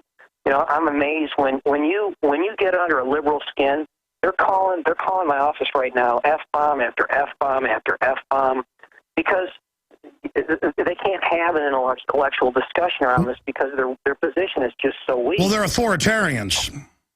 Oh, it's unbelievable. So, yeah, I mean, we just need to ramp up the discussion, and we need to do it with integrity and honesty. And I mean, I want to put it back on them, too. Stop saying we have blood on our hands. If anybody has blood on their hands, it's the drug manufacturers putting mentally ill people on stuff that's known to cause psychotic outbreaks, and it's making public schools gun-free zones. I love the NRA's new ad. It's just a soft target, and Wayne LaPierre hit the nail right on the head. The only way to stop an evil person with a gun is a good person with a gun. It's the only way it happens. You look at all of these shootings that have happened as of late, and it wasn't until an armed citizen or a police officer stopped them. Well said. Period. So, appreciate you. Representative, thank you so much for spending time with us, and thank you for being a leader for Texas and America. We'll talk to you again soon. Appreciate it. Thanks so much, Al. Thank you. He'll know more tomorrow, by the way, as more of Obama's plans leak out. Let me tell you, that's what makes this so much worse, is that they are going with a sneaky angle. But that's what they always do. He writes the NDAA, then says he's against it, then says, don't worry, if it passes, I'll veto it. Then he doesn't veto it, he signs it, and it turns out he wrote it. That was all the plan. So there's no telling what they're going to do, and they're going to get the legislation written up separately and then have another mass shooting and then just sign a bunch of executive orders. But we've got some very important news I'll announce after the break. Then we'll go to all the callers that are holding 800-25-99231. All right, ladies and gentlemen, we're going to go to your phone calls here to respond to the president's nebulous announcement. They had told us 23 orders and executive orders, legislation. We know the plan. It's Dianne Feinstein's bill. It's the other 10 bills that are in Congress. Taxes on ammo, background checks on ammo, re-gun registration, can't sell guns to anybody. When you die, you've got to turn your guns in. Can't transfer anything semi-auto. Can't even sell it to a gun dealer. Government wants to put you on a no-gun buy list. No judge, no jury. You're just on it. They said last week in a press conference on C-SPAN what they were going to do. The Attorney General, the Chicago mob boss, Rahm Emanuel, all of them. And they got up there and they laid it out. And we've gone over it, but I'm going to have my writers go back through and just say, you know, here's the plan. I mean, if you had the December issue of the magazine, even before Sandy Hook, we tell you the plan. It's been the same plan Dianne Feinstein's had for 20 years, you know, where she says, if I ever get the votes, Mr. and Mrs. America, you're going to turn your guns in. Okay? And then we're like, hey, folks, Obama's going to try to take your guns. Oh, he said he'd never take any of my guns. That's a firm pledge. He also pledged to not raise anybody's payroll taxes, but some of the lowest paid Americans got them. 77% of tax-paying Americans had their payroll tax raised. People making $30,000 a year. And it's so sad, these gullible people, because they look at you like, oh, you're just mad because you're not on the winning team. And then meanwhile, Obama is totally chumping these people. I mean, they really think, oh, their guy got in. You know, everything's great. I've got the Washington Times here breaking down his point. And it just goes over it. It's basically just track everybody's guns and get them all registered so they can take your guns and harass gun owners and go after everybody. Also, then we're going to your calls here. We've got DHS to expand formalized coordination on gun efforts, gun control efforts. So I told you, internally, they're all about getting our guns. It's not about Al-Qaeda, which they use in Libya and Syria, or who they let get on the plane to come over here so they can put naked body scanners in. Al-Qaeda is used to take your liberties, okay? Period. And DHS does one thing. They train to take on veterans and gun owners, libertarians, conservatives, and rural communities. They see you as the undomesticated who don't want to be a little collectivist with them, okay? They want you dumbed down, on welfare, begging for an Obama phone. And by the way, you want welfare, you got to take these shots that kill you deader than a hammer down the road. Here's the Daily Caller reporting. There is now a second GOP congressman suggest impeachment over executive action for gun control. And see, Obama blinked. He said he's going to have executive orders and said it's for the kids. That way they can just say, hey, we got to do something. It's for the kids. Aren't I sweet? I high-five the kids. Like Saddam Hussein high-fiving kids. I high-five the kids. I high-five. We're going to show you that video coming up. It's on YouTube. We've got it up at Infowars.com. You know, we are going to do a great job. We high-fived. And then, meanwhile, well, you got to get behind the bill, and it's a gun confiscation bill. But they never even say that, knowing most of the public doesn't go and read legislation. So there is all of that info, and that is exactly what we expected. Now, here's the announcement, and I'm going to your phone calls. Something that absolutely, yeah, there it is, totally disgusting if you're a radio listener, where the crowd is clapping and the kids high-five Obama. He looks to the kids and he says, I'm going to get it done for you because you've written me letters and this is what you want. He wants to steal their birthright so they live in like a big mega city being raped and robbed and taxed into oblivion. I mean, this is the global government that does medical experiments on little kids, nerve gases our own troops, injects black people with syphilis, totally ruthless. That's who's hijacked the country. And here's Obama, the gangster expression of it. And, oh, if you don't turn your guns in, you're not for these cute little kids. I mean, this is the worst, most hollow, mindless exploitation meant to manipulate women, to get women to be anti-gun, because they're panicking. The gun culture's taking over. Women are out buying guns. Crime rates are dropping. They've got to hide that and point out that school shootings are going up while everything else is going down because they've been hyping the daylights out of it. Now, here is the announcement. I don't just get up here. Most websites have an IT problem, and they say, we got hacked, we got, this or that. Years ago, somebody hacked our website and posted an image of a naked woman on a motorcycle on the front page. We've had plenty of denial of service attacks coming out of China, coming out of Japan, but out of U.S. military bases. They use them to basically zombie the computers to then attack us. We've had all sorts of attacks that go on. I don't talk about it. But I've had senior cybersecurity people who've been in government and out of government say, I don't know how you keep your site up. There's been a lot of hackers out there that have also given us tips and helped us, and we're eternally thankful for that. We've got some great IT people. But in the last 2 weeks, we've had 2 different dirty tricks done that are very sophisticated. I'm not going to get into what they did or what they exploited, but it's government-level type stuff. And it's very sophisticated. And so we've got to basically watch the site 24 hours a day now. I'm having to hire more IT people just to watch it 24 hours a day. I'm hiring an outside consulting firm to be able to deal with this. And then they went ahead and hit us with an old-fashioned denial of service attack. It's undoubtedly, we are getting a lot of traffic today. And traffic's much higher than it's ever been. But we were thinking early on, this is an all-time record traffic, which it pretty much would be, or almost a record. But we can see, and they've got graphs in there. In fact, I want them to get shots, all that, so I can do a report, because this is newsworthy, showing that it's denial of service from a whole bunch of zombie computers, government computers, hijacked university computers, you name it. The minute Obama started speaking today, about 5 minutes before he did, when Joe Biden was up there, is when this started. The site is up right now for now, and it appears they're very upset about the move to impeach Obama. And I mean, listen, the globalists kill and assassinate people all over the world. I am ready for them to kill me, okay? And I don't think it's going to happen because I'm so outspoken and my grandma's praying real hard for me, and I don't want to die. I'll never commit suicide. But I mean, seriously, I've not made a big deal over the years about some of the other stuff that's gone on because it just sounds like a movie and people aren't going to believe it. Now, other media people I've talked to, they're like, oh, no, I know that's happened to me or that's happened to people I know. A lot of folks get intimidated like this and they just go away. All I know how to do is fight harder. I get death threats. I start doing videos at 2 a.m. I mean, I start working 18, 20 hours a day. I'm like, wow, these people really are criminals. I better do something. I better work harder. And it's my upbringing, it's my instincts, it's just who I am. I mean, I'm not bragging about it. I'm proud of my ancestors, though. They were all the same way I am. I mean, I'm probably like some of the more extreme examples, but the point is, it doesn't intimidate me. I mean, it just, I am not afraid. I'm afraid of being a buffoon. I'm afraid of stumbling over things. I'm afraid of getting things wrong. I'm afraid of overworking and getting tired and not doing a good job.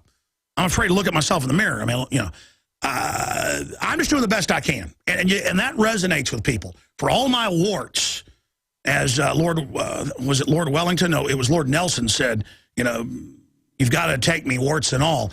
I know people are resonating with the fact that I'm real. And I just want you to know, this is the big thing we're doing. And they are upset.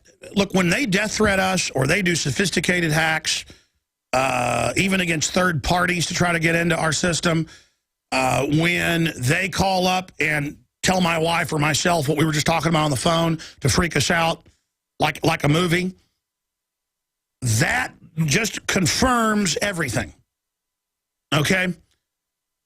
And these people are criminals. And the reason they are doing denial of service attacks, the reason they are doing very complex governmental exploits, you know, developed by French companies and others that openly only sell to governments. The fact that these are institutional attacks we're having against Infowars.com. And whenever that site's having problems, you can go to prisonplanet.com. But make no mistake, what's happening right now is historical. And a lot of people joke and say, you're only one dumb enough to get in this system's face like this. No, no, no.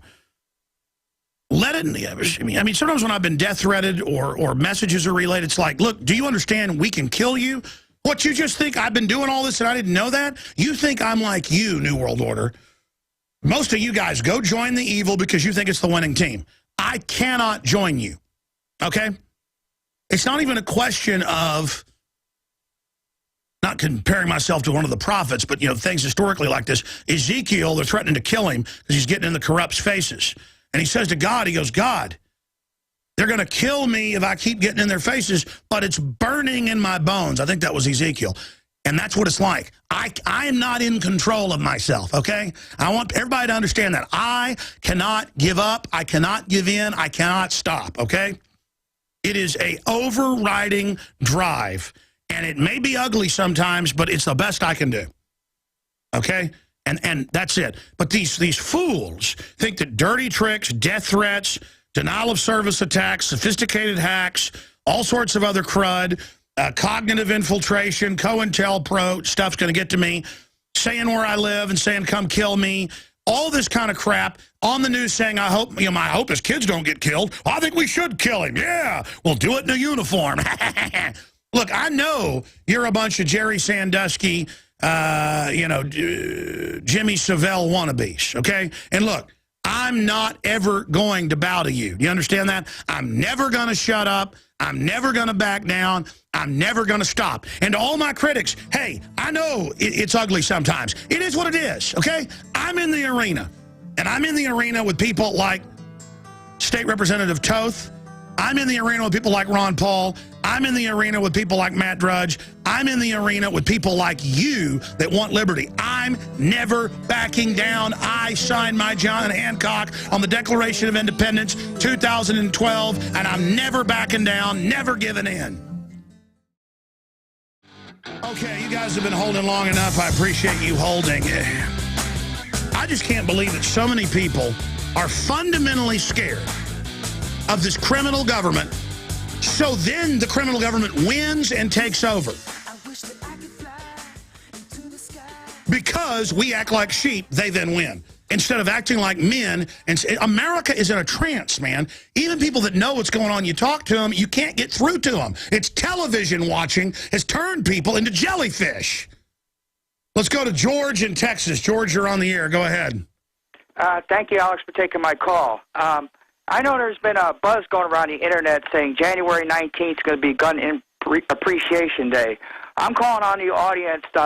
Let's have a Gun Owners of America membership bomb to send the message that we're not throwing down our weapons. I agree. I mean, I've said I'm not turning my guns in. I'm done. That's why I'm so upset. I've got to sit here as a law-abiding person and tell a criminal government who's exploiting dead children, you're not getting my semi-automatic rifles. You had incredible draconian gun laws in Connecticut and this happened. They probably staged it. They staged Fast and Furious. That's why I get so angry. Well, I'm just saying, Larry Pratt has been on the fight for a long time. Even when public opinion was against him, he has held his ground, and I think he needs our support. So I'm saying January 19th, $20 a year membership. Well, I agree. They've gotten 250,000 new members in the last month with the NRA, and the NRA got real milquetoast for a while because they were being infiltrated. We put pressure on them. They've gotten a lot better. But, yeah, Gun Owners of America, I mean, I need to ask Larry. They've gotten a lot of new members, but they should have gotten 250,000 new members. And, you know, we have NRA board members on and stuff like Bob Barr and stuff. I'm not knocking them. I mean, overall, they're getting better. It's just that, you know, used to, they supported the 68 Gun Control Act that got us into this mess to begin with. Thank you so much, George. Good point. Bill in North Carolina, you're on the air. Hey, Alex. Thank you for taking my call. Can you hear me? Yes, I can. Alex, first off, I pray for you every day. I love what you're doing. You've been incredible. And the night you went on Piers Morgan, I think that woke a lot of people up. And I just want to make a quick point today. Recently, I moved from one town in North Carolina to right outside Camp Lejeune. And when I got here, I thought the young Marines were going to be, you know, just sheep. And what I found out, the 19-year-olds, the 20s, the 28-year-olds, they know what's going on. They know about Benghazi. They know about Fast and Furious. They know about the discrepancies in Sandy Hook, and they're going to stand down. The ones I'm talking with, if they go in, they get told to confiscate, they're either going to stand down, they're going to pull out of rank, or they're not going to show up for work. So I think one of the ways people can get on the offense is talk to your people. Call your local sheriffs like I do. Ask their opinion. Find out what they're doing. Call Congressman Stockton. Thank him. Call Sheriff Merle. Because those guys need the prayers and they need people to support them because they're going out on a limb, and we need those guys to be a light out in the open for other representatives and other people in our legal system and sheriffs to follow. Absolutely. I want to get both these sheriffs, one in Kentucky, one in Washington State, on. One of them wrote a letter just saying, look, what you're doing is unconstitutional. I'm not going to be part of it. And it's got to get to that point. But all this unconstitutional stuff, it's all out of control. And, again, when I found that the FBI statistics from the locals was 21% reduction in violent crime generally, 49 in crimes with guns, that is the most powerful statistic. And, again, I've criticized Fox News in the past, but they were showing the statistic last weekend, or late last week, and I went and looked it up, and it was a statistic I hadn't seen or heard, and it was compiled from local governments. 49% drop in gun crime. 49%? I mean, and they want our guns and are parading and high-fiving and going, your beautiful children, the family's here, you lost your beautiful children, like a vampire using the deaths of those kids. I mean, did it make you nauseated to watch that press conference? Alex, disgusting. I was sitting here chomping at the bit. I'm listening to that, and to exploit those children, it's a psyop. It's disgusting because we know, those of us who are awake and those of us who have prior military experience know exactly what he's doing and why he's doing it, and it's just disgusting to watch.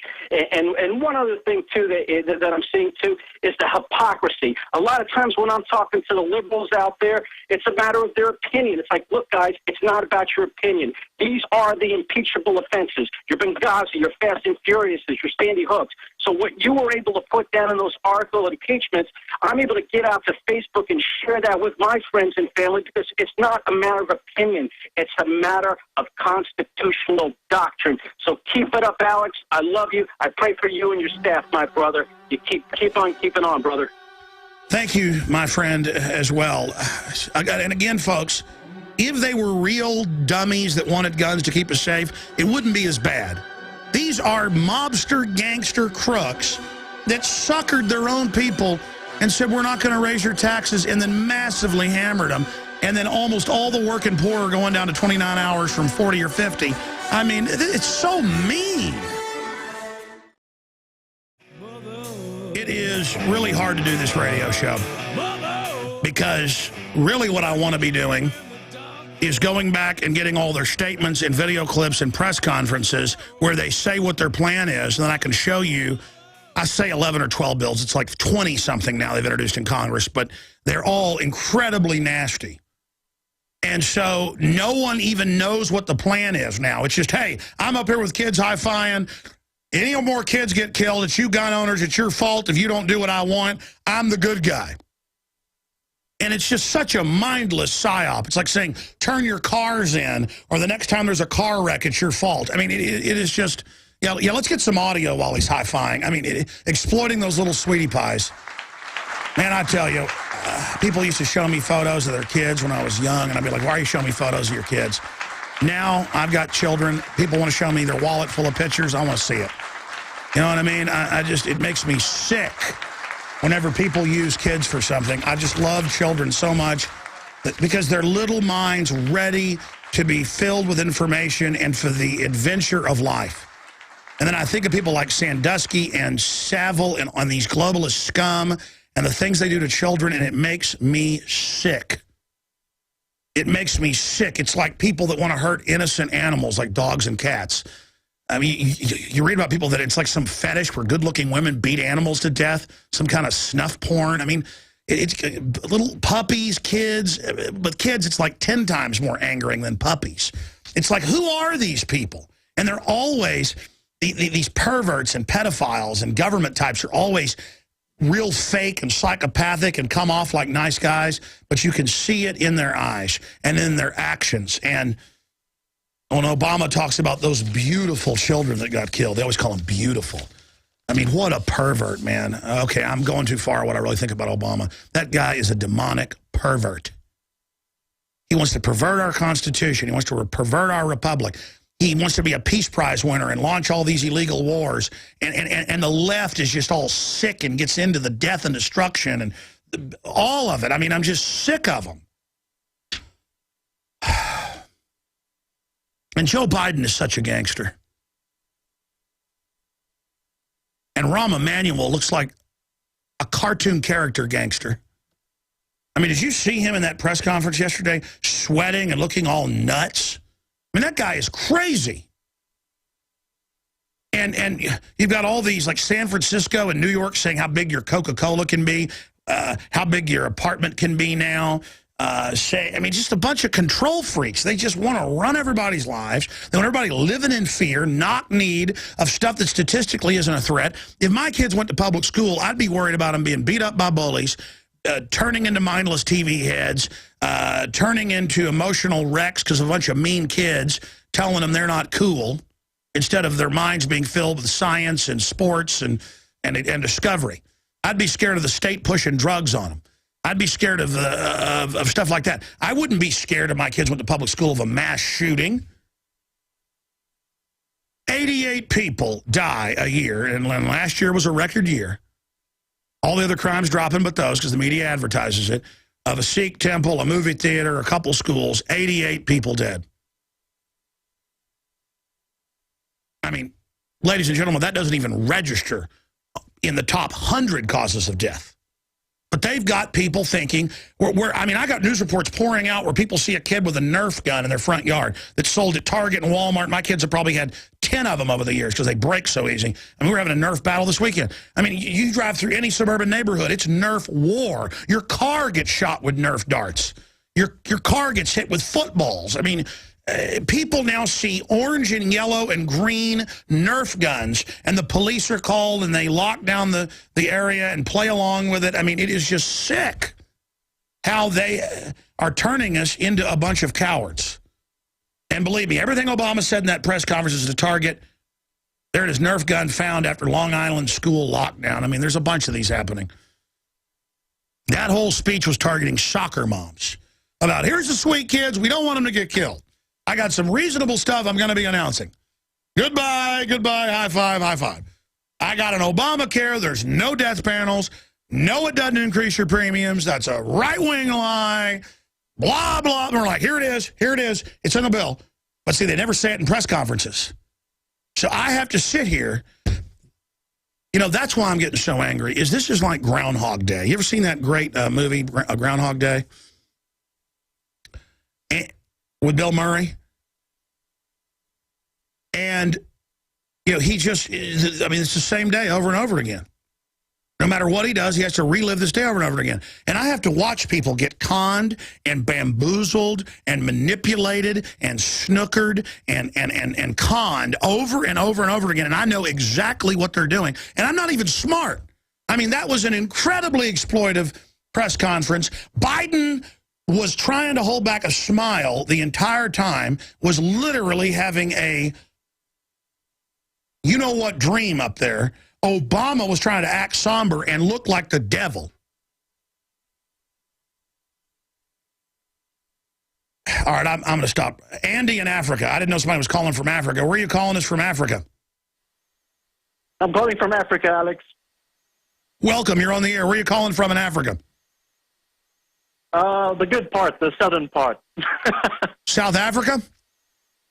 That's it. That's right, Alex. To start out, I just want to say thanks for making people aware of some of the really important issues like gun control. I really like how you've upgraded the show, and hello to all the listeners out there. May Yeshua bless you all. Well, thank you. How do we upgrade the show?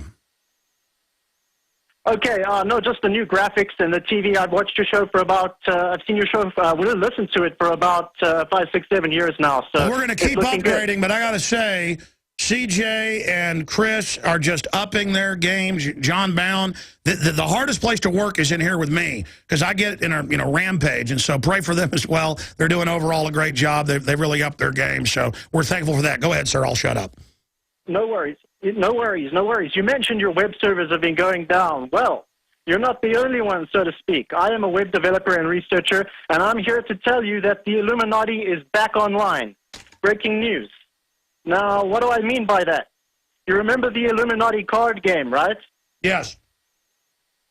Okay, interesting thing is this card game started out as an online game, okay, running on what we would call an Illuminati server, I guess, which was a BBS system.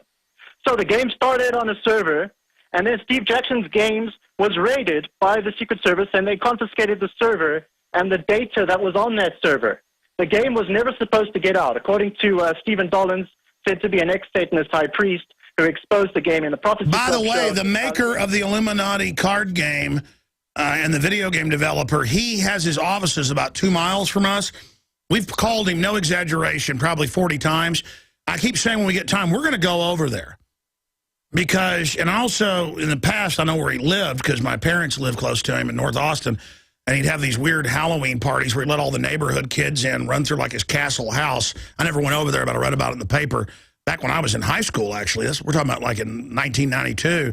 Yeah, his card game predicts everything. And I don't know how they did it. It's bizarre. Well, that's pretty interesting because possibly Stephen Dollins had insider knowledge, being a Satanist high priest. So anyhow, Steve Jackson's Games, this is where it gets really interesting, Alex.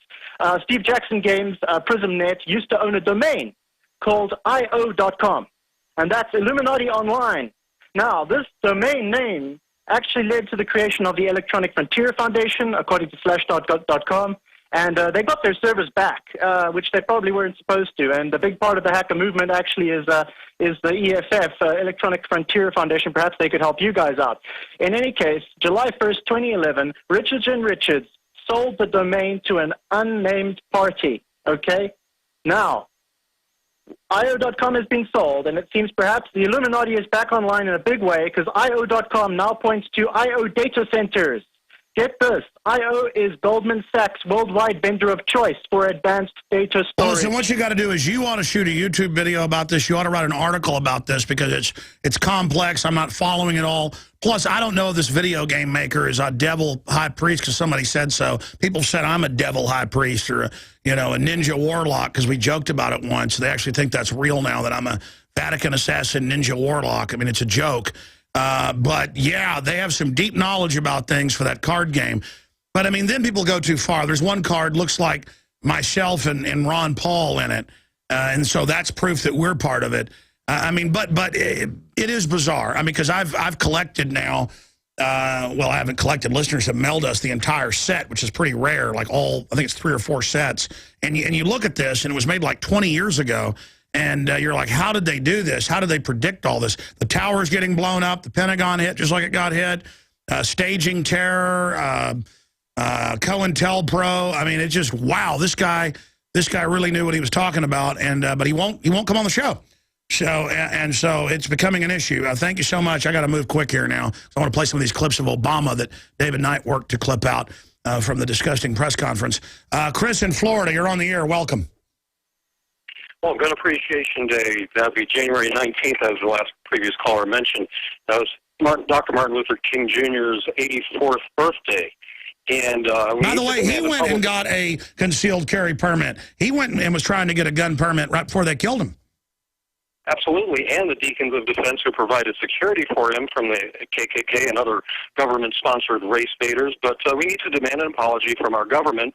Of course, you know about the 1999 Dr. Martin Luther King Jr. family's court case that's at the kingcenter.org by unanimous jury decision that his assassination was a conspiracy by state, local, and federal officials. And this was after expert testimony, 70 witnesses, and the civil trial in Memphis, Tennessee, unanimous decision on December 8th, 1999, after about an hour of deliberation.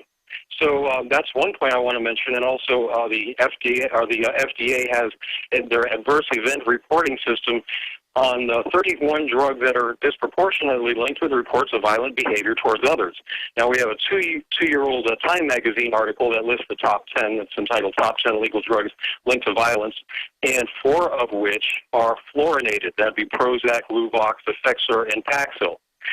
Next, I would like to also mention that Piers Morgan is in violation, subject to life sentence or death penalty, for his death threat against you, Alex. Title 18, Section 241 and 242. That would also include those co-conspirators on the air, Buzz Buzzinger, sports columnist of the Daily Beast, and Abby Huntsman of the Huffington Post. They have not redacted their conspiracy against you, Alex, and that's something that ought to be harped on. Joyce Riley's show this morning was also very good on the Sandy Hook Elementary School shooting. She spent 2 hours with a private investigator, so check out the Power Hour, and that's a lot of awesome research. All right, buddy, I really appreciate your call. That's a lot of info. Boy, my head wasn't spinning. It is now. Here's the breaking news. Document cam, please. Now is the time. The president's plan to protect our children and our communities by reducing gun violence. And Aaron Dykes, since this came out about 30 minutes ago, he and David Knight, both crack researchers, have gone over it and indexed it. It is exactly what they already claimed they were going to do.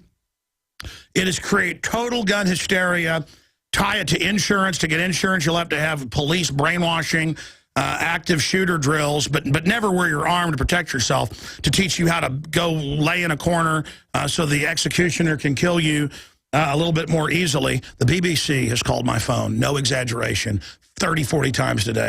I'm going to take this right now. Hello, is this the BBC? ITV, what is that's out of Canada, right? Ma'am, I lost my phone, and then I never put the voicemail back on it. Just do me a favor. I'm going to be off the air in about 15 minutes or so. Why don't you text this? Yeah, well, just text this number, your name and number, and I or somebody will get back with you, okay? Thank you. Just rings nonstop. Every TV station you can imagine. I should be doing all these interviews, but I'm just too burnt out, man.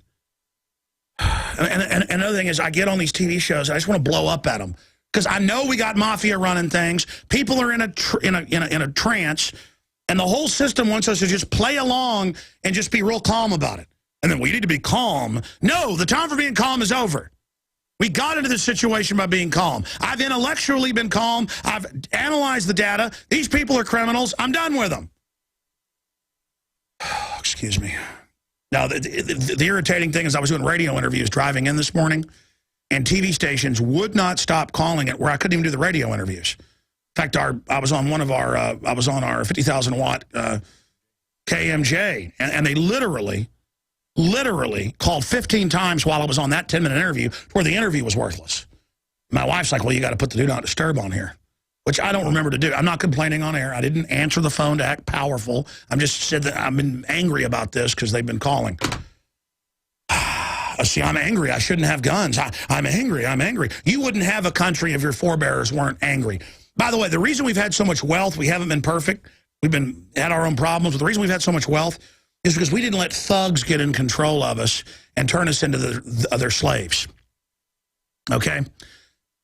Our ancestors wouldn't put up with anybody's garbage, and so there was a lot of private independent operators, and a free market got developed, and we all got super rich.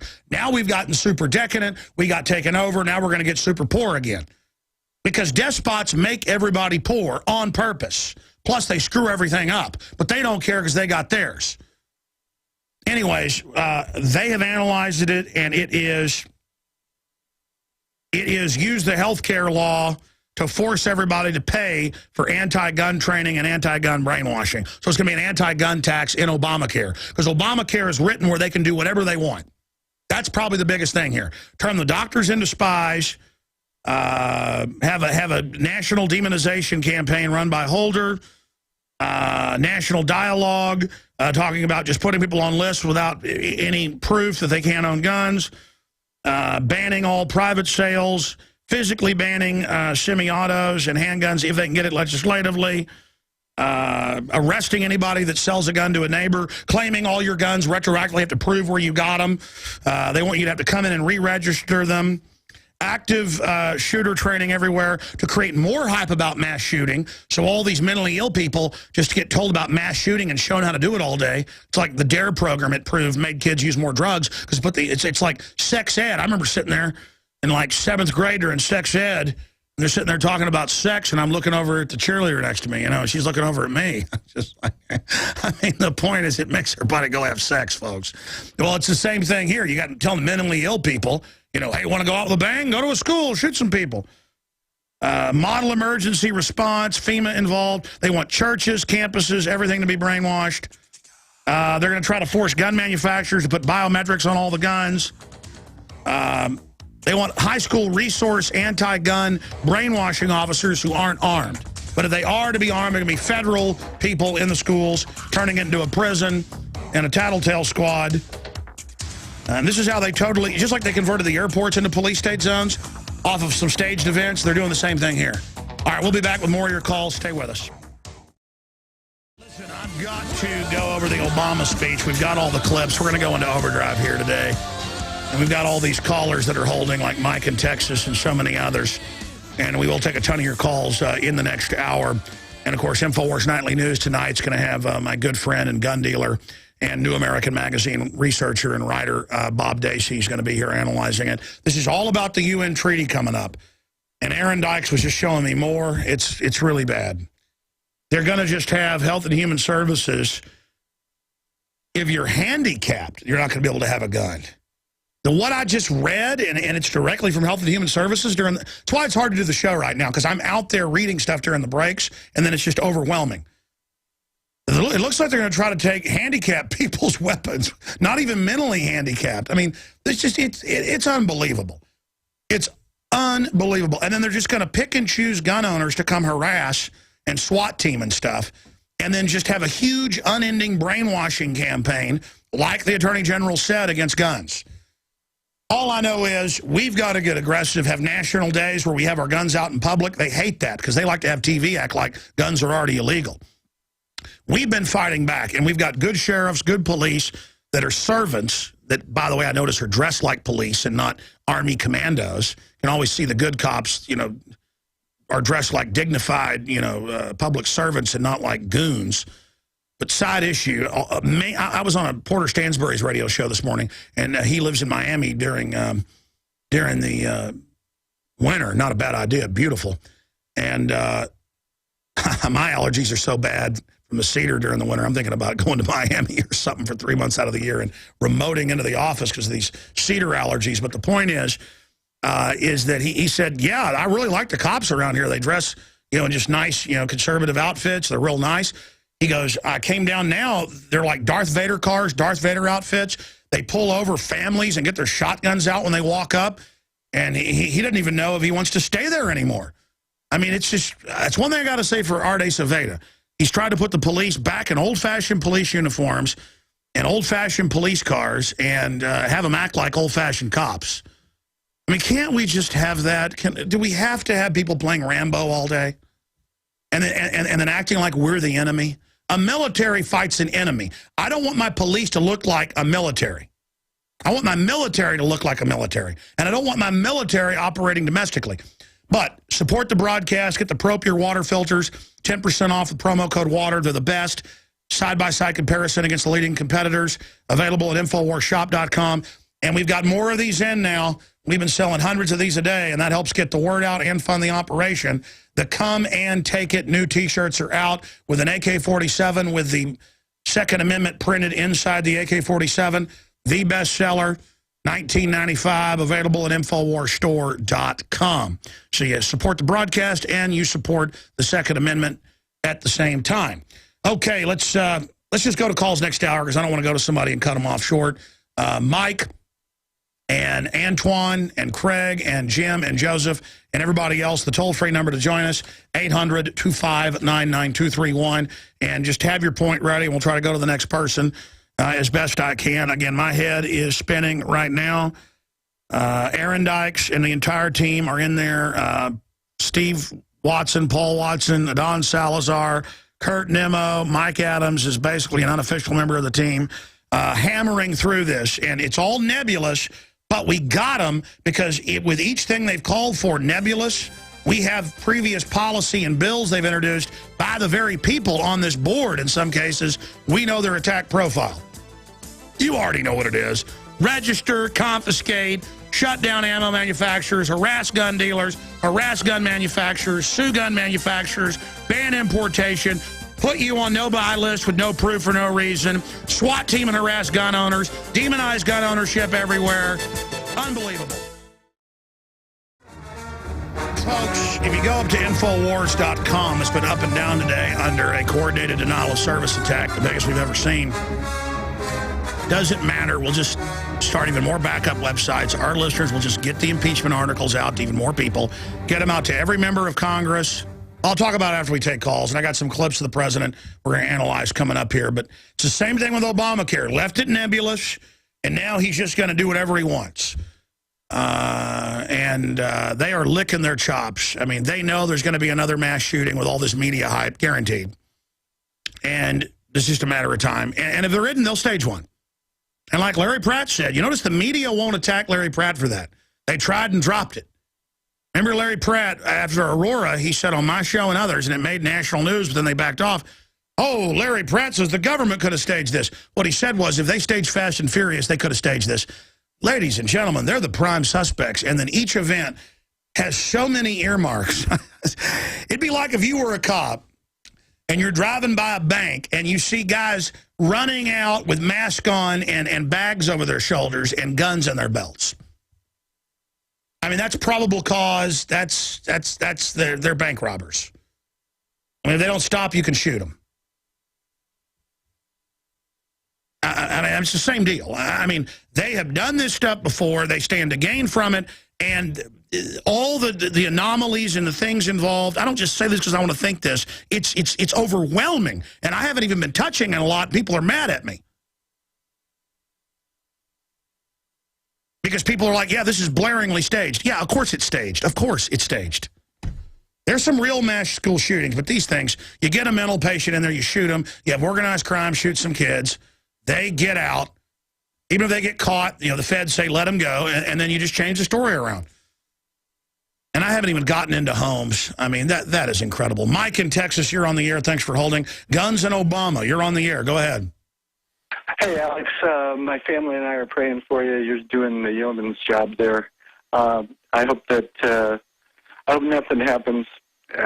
I hope everything stays. Well, listen, I only whine about it and have gotten my will redone and stuff because there is a chance they may set me up or do something. I'm just letting people know this is real. I'm not putting it out there, ooh, the show's spooky and, oh, man. I mean, these are criminals. And a lot of people aren't fighting them because they know they're criminals. And I'm just saying, let's just get this out in the open. Sorry, go ahead. Yeah, well, you know, we are the cops out in front of the bank, and these guys are the robbers. They just ran out. They got the masks on. They got the guns. And they're saying, hey, you know, we'll just go ahead and gaslight these people and say, hey, turn over your guns. You can't get us. We just robbed the bank. You can't do anything about it. But the one thing I called in about is, you know, Obama sounds real reasonable to the soccer moms and to everybody that wants to obey the law and has empathy for the parents of the children that were killed and all of that. Everything he says is real reasonable. The only problem is, you know, he works for us, and he wants a background check so that we can have our guns. What about he's working for us? We need a background check on him. He has access to weapons of mass destruction. He has access to Predator drones. Exactly. He won't release any of his college records. He won't release any of it. He's got multiple names on record. He's in college magazines under other names. We don't know who this guy is. For all I know, he could be a robot. I mean, I'm joking when I say that, but I mean, he is Mr. Mystery. That's why more and more I'm getting freaked out by him. I mean, oh, man, I tell you, we're in trouble. That's all I can tell you. Yeah, why are we putting up with this? I mean, you know, this is the thing that should be put out there. You know, he's never gone through a background check here. You know, we know he's bad. No, it's true. In fact, they've had news articles saying to work at the post office, you'd have to have more of a background check than Obama's had. And that's why they've got him in there, is because who knows who he really is? Barry Soetoro. Who knows who his dad really is? All these other names. I mean, he's got at least 3 different names that have been his name on record. We'll be right back. All right, it's official. We're trying to get the full text of all of them. We're live here at 208 Central. Obama signs 23 executive orders to curb gun violence, urges Congress to act. And we're going to be going over all of this and playing some of the clips and then going back to your phone calls. The latest is all up at Infowars.com and PrisonPlanet.com. And we'll have a lot more tonight, 7 o'clock Central, for the Infowars Nightly News at InfoWarsNews.com. Now, if you go up to Infowars.com, it's scrolled down to the bottom of the featured news area. It's citizens file articles of impeachment against Obama. And again, most people get it. Some are saying, well, how do you file that? I'm publicly putting out, with links to the lawyers and congressmen and women's statements, and with the text of the Constitution, where Obama is clearly violating Article 1, Section 9. And I just go on and on and on, showing all the high crimes and misdemeanors and what Congress is to do. And I think I'll go in there and add some statements as well and show some more of the Constitution at the bottom of the article. Then I have a video breaking it down there. But citizens file articles of impeachment against Obama. Where you really want to go is DrudgeReport.com. That's where I go. And if you go there, it's got all the latest, too, as it's breaking. But the ammo shortages are so bad because the citizens buying ammo. And now you know why Homeland Security bought 1.6 billion bullets, more than they'd use for target practice in a decade. That's 1.6 billion bullets. That's enough bullets to shoot every person in America more than 4 times. Hollow points, 223, 308, hollow point 40. They did all this because they knew this was coming. And Obama's on record. That's the thing I get so mad about. They all admit they've always wanted total abolition of our guns. The UN treaty pushes that. The civilian abolition, the abolition of civilian ownership of firearms, because civilian ownership of firearms threatens the legitimate power monopoly of the state. That's a quote from UNIDIR and the treaty in July 7th, 2001. And it's the same treaty today. They've just added to it. This is their goal. Don't say it's about the dead kids. It's about domination. Because every country where they take the guns, the cops are running around in black masks with machine guns and torturing people and arresting everybody in giant prisons, okay? We know what this is about. Let's start going to some of these clips, and we'll have more of these on the Nightly News tonight. Jakari Jackson's doing it, but undoubtedly I'll do some special reports as well. Because as soon as the broadcast is over, I'm going to put my head in all this and come up with some statements. It's exactly what we thought, but even bigger. They're going to swarm us with our own tax money to take our guns at every level. They're going to make the entire Homeland Security hysteria and fear about guns. They're trying to kill the gun culture, and I got news for you. It's going to backfire. Currently, there's going to be more mass shootings, though. That's why they're so confident. They've got something really nasty planned. Like Fast and Furious was to blame the Second Amendment. Thousands of dead Mexicans conservatively. Hundreds of dead Americans conservatively. 5 dead law enforcement conservatively on our side. Hundreds on their side. Thousands of citizens, civilians as we're called. These are cold-blooded mafia dons. I mean, Obama admits he signs death orders, what is every Tuesday, for hundreds of drone strikes.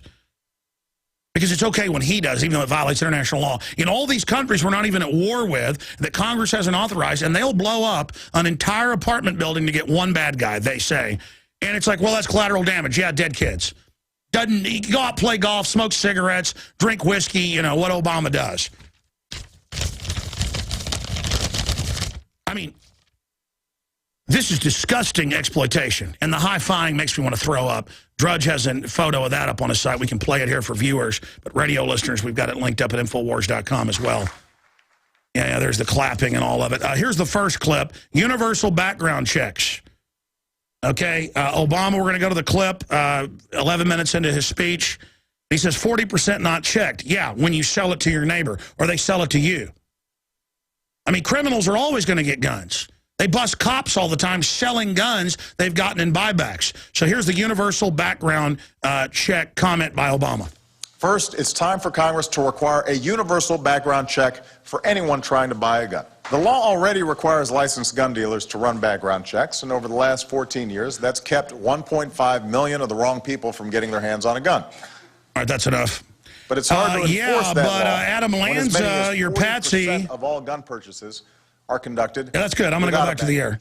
Adam Lanza, your patsy. I guess they're so used to me in the first hour talking over him, I'm doing it again. Yeah, I guess you're right. Adam Lanza, the patsy, or whoever he is, the whacked out of his mind, the cover of a Hollywood movie about mind control, same look in all these guys' eyes, on psychotropics, under psychiatric care. They fought like the devil to keep that from coming out, but his family's on record now. He tried to buy a gun 5 times and couldn't get one. I mean, obviously, you go in a gun shop, plus his mental illness was in the health record. It got filed. And he looked like he was whacked out of his brain. I've been at gun shows with private dealers, you know, somebody selling off their collection. They don't sell to people that look like they're illegal aliens. They don't sell to people that don't. They'll talk to you before they sell you a gun. And so what if you're a felon? Most felons were innocent. Or who's to say if somebody did a white-collar crime 20 years ago, they can't have a gun to protect themselves? Look, here's the deal. You try to take somebody's guns, they're going to try to take your guns. It's real simple. In the old days, when you got let out of prison, if you were arrested with a gun that you legally owned, your gun until the 50s in most states was given back to you. Here's your shotgun you were arrested with that you bought down at Sears and Roebuck. Don't try to use that illegally. Because people got it. A criminal's going to get a gun anyways. And I understand it's a way to put criminals back in jail if you catch them with guns again. Look, all that should be in prison is violent offenders and white-collar criminals, and you shouldn't be getting out. There was a lot less crime in this country back in the 30s and 40s and things, when if you did a robbery or something, you're going to be in jail for 10 years, busting rocks. Now it's like a college of criminal activity. Let's go ahead and go to a Second Amendment, right of individuals to own for sport, hunting, protection, and collection. Notice he had to stick protection in there. But how am I going to protect myself from 6 or 7 gangbangers if I don't have a semi-auto? And we've seen those countless videos of store owners and others. So this is Obama's version of the Second Amendment. Here it is. Like most Americans, I believe the Second Amendment guarantees an individual right to bear arms. I respect our strong tradition of gun ownership and the rights of hunters and sportsmen. There are millions of responsible, law-abiding gun owners in America who cherish their right to bear arms for hunting or sport or protection or collection. Like most Americans, I believe the Second Amendment guarantees an individual right to bear arms. Hit pause for a moment. I respect our strong... The crew was asking me where was the smiling. There it was right there. I only watched about half of it because I was busy talking over it, and I turned it off a few times because I couldn't listen to it. Just while I was watching the continued smirking. You know, it's like when you get caught doing something bad and it's funny. And your dad's going, I know you did it. I know, you know, don't lie. And you're going, you know, and it's like funny. I mean, this guy could not get the you-know-what eating grin off his face. And the crew was asking me where it's at. I saw it like 5-6 times in just half of it I've watched. But, I mean, there it is. Let's roll that again. Here it is. Guarantees an individual right to bear arms. I respect our strong tradition of gun ownership. Did you see him hold the smile down? And the rights of hunters and sportsmen. He is so happy he had to fight. There are millions of responsible, law-abiding gun owners in America who cherish their right to bear arms for hunting or sport or protection or collection. There goes another smile. I mean, this is insane. And then he goes on to say, at the 1554 clip, I want to play that one. He says, we can respect the Second Amendment while keeping an irresponsible, law-breaking few from inflicting harm on a massive scale. Yeah, by arming people in the school. The government has psychological profiles to know who's steadfast, who's always been to work on time, generally who's got a military-style background or an Eagle Scout, people that are into duty. I mean, I'll tell you who you arm the football coaches. I mean, this is a no-brainer. You arm honorable people. Obviously, the weird science teacher, you know, who everybody knows is a perv or whatever, and you know, and you give them a psychological evaluation. I mean, I'm all for that just because, you know, you might end up getting a crazy someday as a teacher that kills people. Plus, the kids are so out of control, who knows what will happen when you're getting assaulted. My point is to do psychological profiling and arm the teachers. Or have retired cops who want to work as janitors. Believe me, they would come and be happy to sweep the floors, be undercover and protect kids, and put a couple of retired cops at every school. I mean, I bet you get cops that would do it for free, but you don't want to do that. You want to just pay them. I mean, this is a no-brainer, but I don't want the police in there doing the anti-drug stuff and harassing people and things. Dealing with bullies, things like that's fine, but I guarantee you, they're saying they're going to have federal police in there. We're going to skip this break coming up. I guarantee you, they're going to just turn this into a federal brainwashing, federal spying, federal anti-gun officers, which is actually what they're proposing. Instead of arm the teachers, and if the schools are too cowardly to do that, like Texas and other states are doing, you know, I had that state superintendent on from that Texas town where they're 30 minutes from the local police department, but it's a big school out in the country. And he said, you know, we saw mass shootings in 2007, and we're not going to wait 30 minutes. And we're not going to have our teachers illegally carrying guns in principle, so we have people that have concealed carry that we do some private training with the police and some building clearing style stuff. See, but the feds don't want that. They want mass shooting training where you go get in a ball. And in every mass shooting, a teacher finally knocks the window out and tries to claw out the burglar bars to go out the window. I mean, if you hear boom, boom, boom shooting, it should be... If you really wanted to be serious for something that's still very rare, you would have the collapsible stairs, a stepladder that was right there, and you'd open it and make sure the windows were openable from the inside to go out the window. We're skipping the break. I mean, it is just amazing, absolutely amazing what's going on here. I mean, they used to tell people, if you hear a nuclear, bomb sirens go off, get under your desks. And it was just all about creating fear. But at least with that, the ceiling might fall on you. That actually might protect you. There was some reality there, even though it was done for fear-mongering. That was later declassified. Getting in a ball when someone's coming to kill you is the last thing you want to do. You've seen that lawyer where the guy's trying to kill him and the lawyer's dodging? And he's getting shot in the arms, but he still gets all the way up on him and then hides behind a tree? I mean, if you're cornered, you're better to fight than just sit there and be a sitting duck. I thought that was Remo Williams. Remember that movie, Remo Williams? A pretty good B movie where the guy, Fred Ward, where the karate master knows how to dodge bullets. You've seen that footage of the lawyer. He dodges a bunch of them. That guy's got a revolver, and he's like dodging it. I mean, if somebody pulls a gun on me and I don't have a gun, that's what's going to happen, is that I'm going to dodge them. And if somebody came into my house and I couldn't get to a gun or a restaurant, I guarantee you, without thinking, I would go throw myself at them, just like Susanna Hupp's dad did in that Luby, saving a bunch of people. Not because I'm a hero, folks. You couldn't control me. And I just don't know how we've gotten to the point where a lot of people just kneel down. Oh, you're shooting people? And they just, oh, you're shooting them in a row? Let me just get ready and put my head down. Oh, let me put my head down while you shoot me. I mean, where is the survival instinct? Every mammal I know. I remember I was about 5, 6 years old. My grandmother had these mouse traps out for mice and rats out in the country they were getting in the house. And I never even told him about the story because it didn't really even break the flesh, like partially did. I was like 3, 4, 5. I don't remember how old I was. Real little. And it was on the back porch, and there was a bucket, and there was a rat in it. It had fallen in the bucket. It was trying to get out, and I wanted to be nice and help him get out. And I reached in there, and that rat bit me.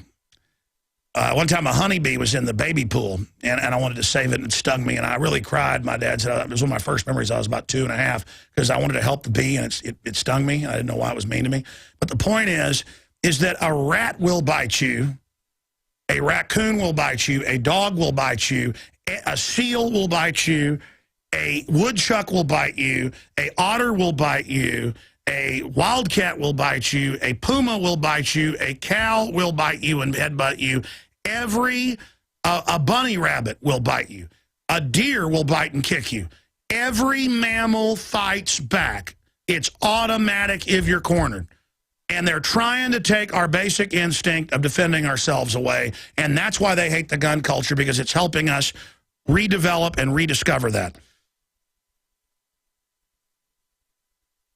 Let's go to this bizarre 1647 clip. Pundits saying it's all about all-out assault by tyrants on liberty. Let's go to Obama responding to his critics. Here it is. This will be difficult. There will be pundits and politicians and special interest lobbyists publicly warning of a tyrannical, all-out assault on liberty. Not because that's true, but because they want to gin up fear or higher ratings or revenue for themselves. Oh, wonder who you're talking about, punk. And behind the scenes, they'll do everything they can to block any common sense reform and make sure nothing changes whatsoever. Oh, yeah. The only way we will be able to change is if their audience, their constituents, their membership... Right, let's stop right there. Says, that is a profound statement. And he's thinking about Alex Jones. He's thinking about Matt Drudge. He's thinking about Glenn Beck. He's thinking about Larry Pratt, Wayne LaPierre. I mean, guaranteed, because the White House has responded to me before. And it's come out that Homeland Security's got files on Matt Drudge and Alex Jones and all this stuff, and there's been lawsuits over, but they won't release them, by Infragard, that's board member of the NRA, Bob Barr, former congressman. I mean, they're talking about us, because that's incredible. While they're up there, they know we know they're crooks. I mean, these people shipped 20,000 plus guns into Mexico. Not the gun dealers allowing guns to walk under ATF orders. That's just the least of it, so the media focused on that to divert. They shipped hand grenades. They had the U.S. Army get weapons down there, 18-wheelers, rocket launchers, to try to just wreck Mexico so they could then say there's a bunch of U.S. guns doing it to blame our Second Amendment. And again, that all came out.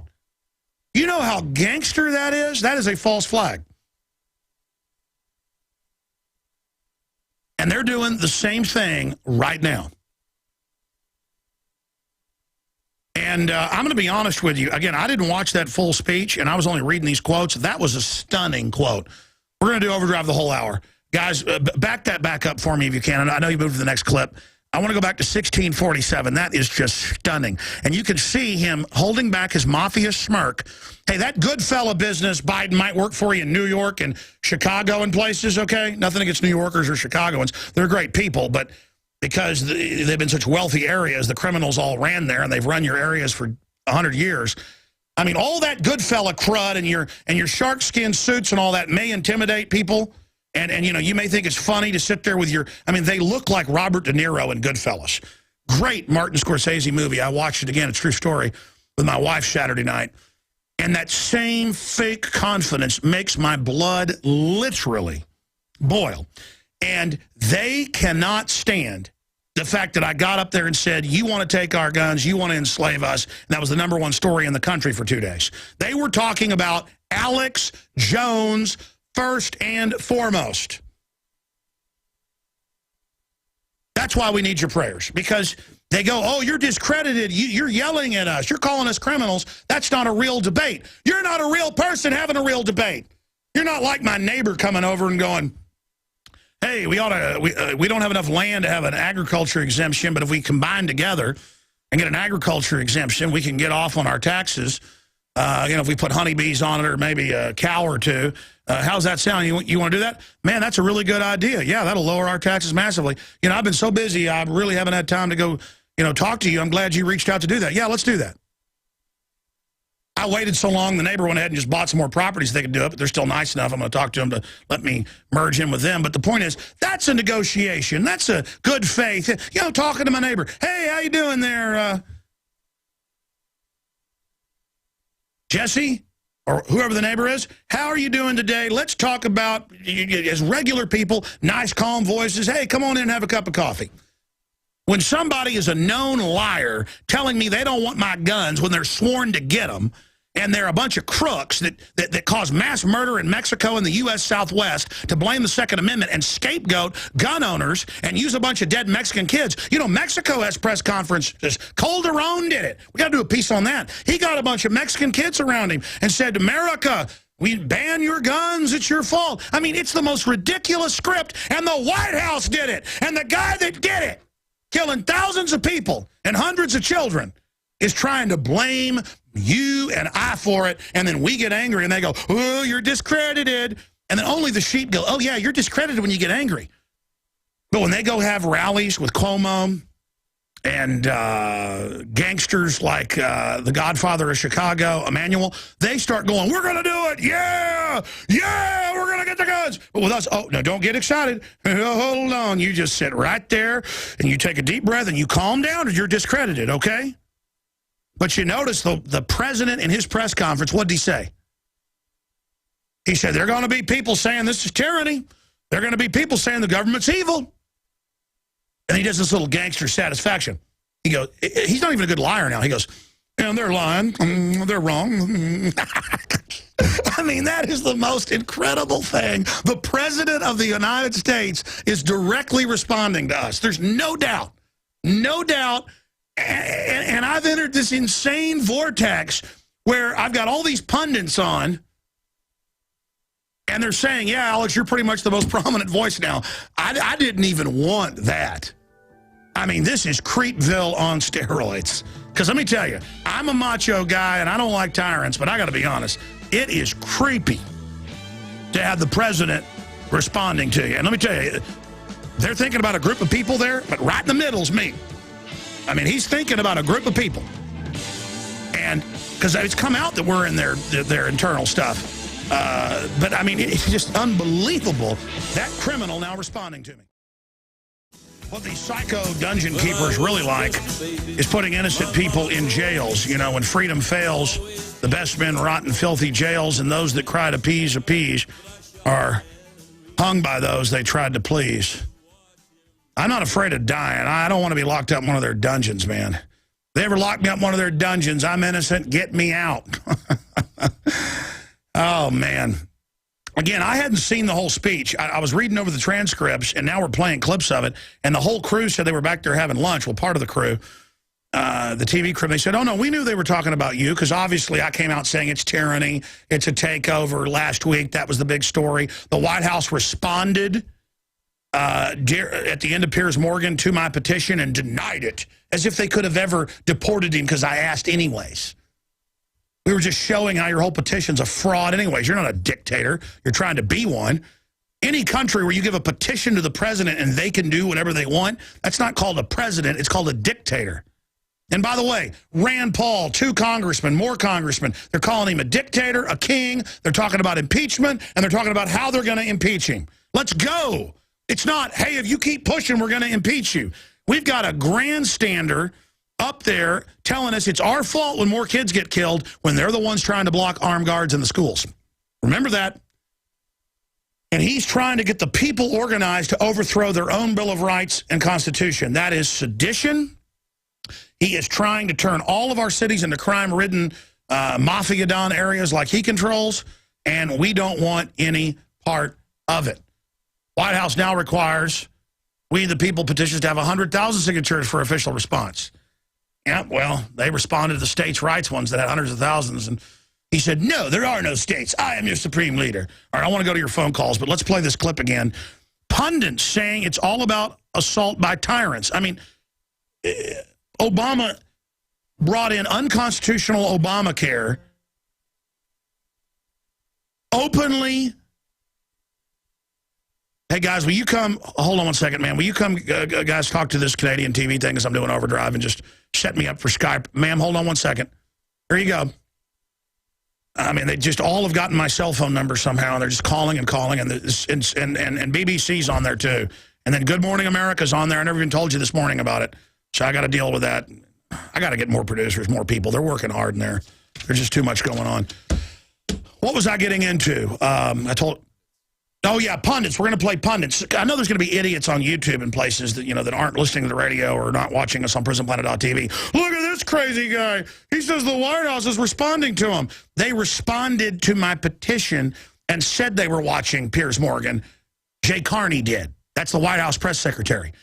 Myself, Matt Drudge, and others have come out that Homeland Security has files on us just for our covering the TSA. Big Sis has responded and talked about Matt Drudge. The White House has. We have the tens of millions of listeners and viewers and readers. Piers Morgan has 500,000 until I went on his show and went up to 1 million. And then tens of millions because it was aired everywhere else. I mean, it's an illusion that the president is a nobody punk. He's not our president. And then they try this just because you're racist. Folks, if there was a black guy that was like George Washington, I'd wash his feet. I'm so sick of what color people are. I don't care about their hearts and their minds, the character of their deeds, and I'm sick of these racists standing behind race. They're not even racist, though. They use it to manipulate. And Obama is a clear and present danger to this republic. And I'm saying Second American Revolution, peaceful secession. Boom, people are listening. I'm saying it's time to impeach his butt, okay? And he's responding to us, and they are hacking our site and doing every dirty trick you can imagine. So we need people to help us. If they bring Infowars.com down, it doesn't matter. We'll just set up alternate backup sites, and we'll get our news out one way or the other. You're not going to stop any of us, okay? But if these are sophisticated, obviously governmental things going on, I'm not going to get into the nature of them in case others want to piggyback on the exploitations, but it is not fun. And we got people up 24 hours a day. We're going to put more on the job, and it'll just make us stronger by the grace of God. But they're mad because no one will call them what they are, low-down gangster thug criminals and waging war against our Bill of Rights and Constitution. Putting us under UN command, passing Obamacare, raising taxes on poor people. Man, I tell you, that makes me these helpless, sad. A lot of people laugh at these Obama noise, and I've done it too myself because it's funny. It's funny because they sound funny. I told the Obama lady, I said, you sound like a Muppet. I said, I have laughed at you, but I care about you as a human. I don't know if I should laugh or cry. And then I showed her how he lied and said he wouldn't raise taxes, and how he lied and said he wouldn't come up with the gun. She goes, wow, I never saw that. He is a liar. And my whole point is I want her to have a future. I want her to have a country. I want her to be free. I care about her soul, her mind. And the media just says, no, you're racist if you don't vote for Obama. I mean, it's just such a dumbed down. How obvious does it have to get? Here's the kids I'm high-fiving. I'm going to get the guns for you kids. The kids said, you're against the little 5-year-old if you don't give me my guns. But I'm not a tyrant. There's no tyranny. There's nothing wrong going on anywhere. I mean, this is insane. They are attacking me and others because we're aggressive. And they want to just normalize all this tyranny. Let's go to this clip one more time. Here it is. This will be difficult. There will be pundits and politicians and special interest lobbyists publicly warning of a tyrannical, all-out assault on liberty. Not because that's true, but because they want to gin up fear or higher ratings or revenue for themselves. And behind the scenes, they'll do everything they can to block any common sense reform and make sure nothing changes whatsoever. No, that's not true. The only way we will be able to change is if their audience, their constituents, their membership says this time must be different. And that's what they call it. Now is the time, in his executive orders that are now out.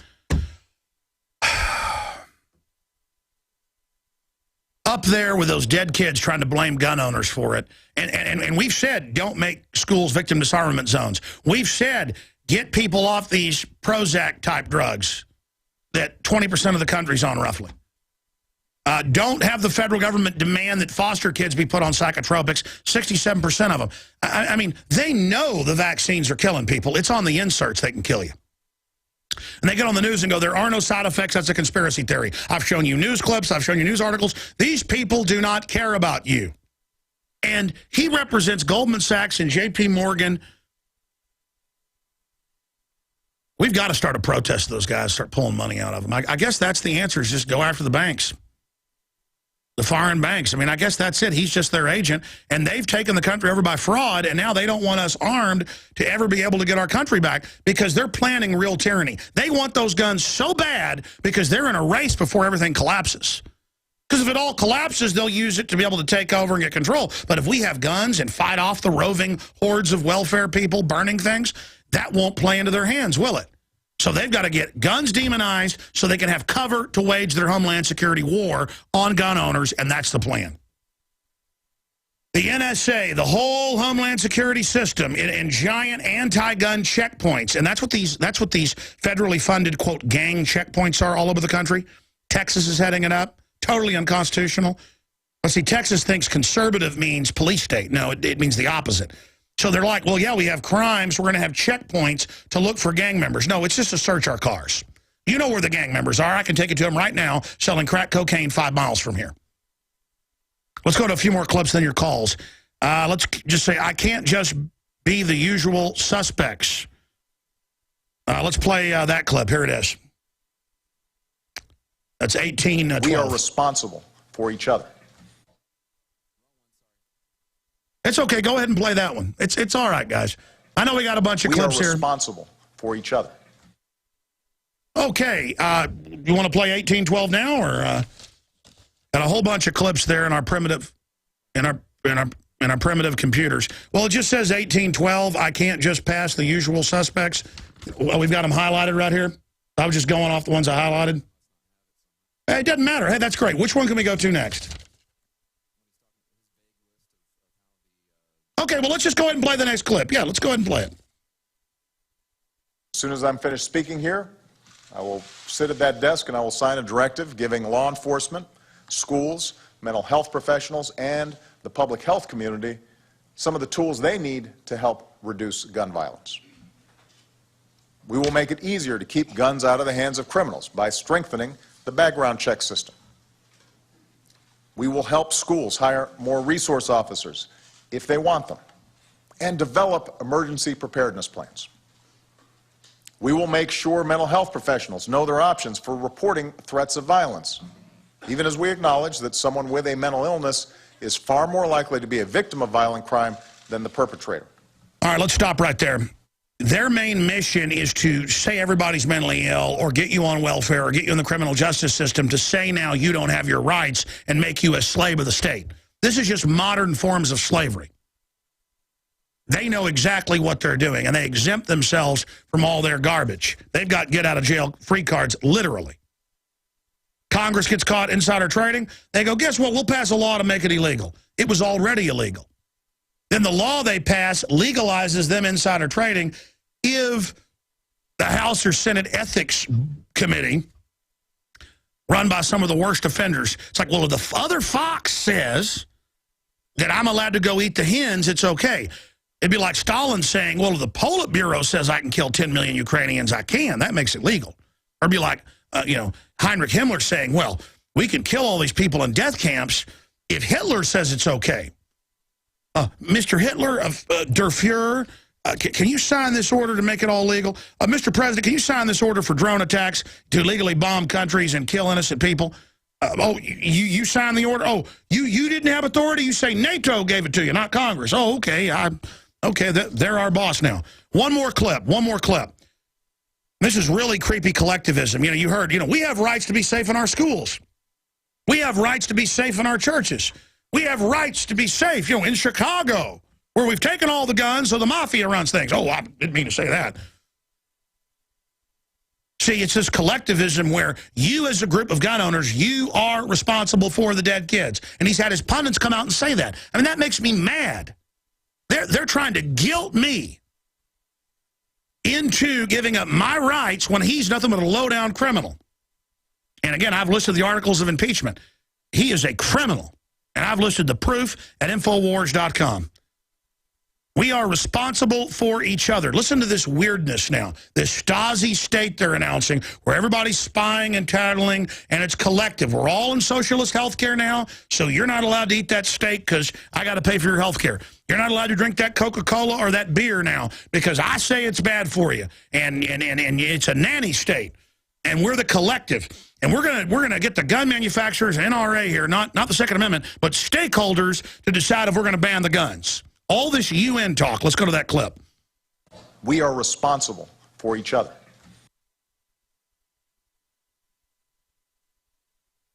Again, we are responsible for each other, and it ties into all the rest of the garbage. We're going to be playing more of these clips tonight on the transmission. Let's just go to more calls here. Antoine in Florida, you're on the air. Go ahead. I'm mad. Hey, buddy. I want to get a couple points across. Just, I think we need to get on the offensive. I think I was talking to a couple friends. I think we should march on D.C. with fake guns because I don't want them to put a real person with a gun and say that we shoot people just to symbolize the guns that we have, And we should I also think you should do a special report because your special reports are very effective. I was able to wake up a lot of people through your special reports. If you could somehow, I know you're very busy, can make a really good special report showing everything that you talked about, how we got here, that'd be really great. I mean, Facebook, the social media, I've woken up a lot of people, just like you woke up that lady, the Obama phone lady, right there on the air in front of us all. I've done that to a lot. I'm African-American myself, and personally, every African-American that I know that's under 30 knows that he's a crook. Now, the ones that are above 30 think he's God. Well, that's what I've noticed because I do get obsessed reading YouTube comments, and I go to the channels and look, and it's like most of the comments, not just on my YouTube channel, but others are like, this is a crook. We warned you. He's coming.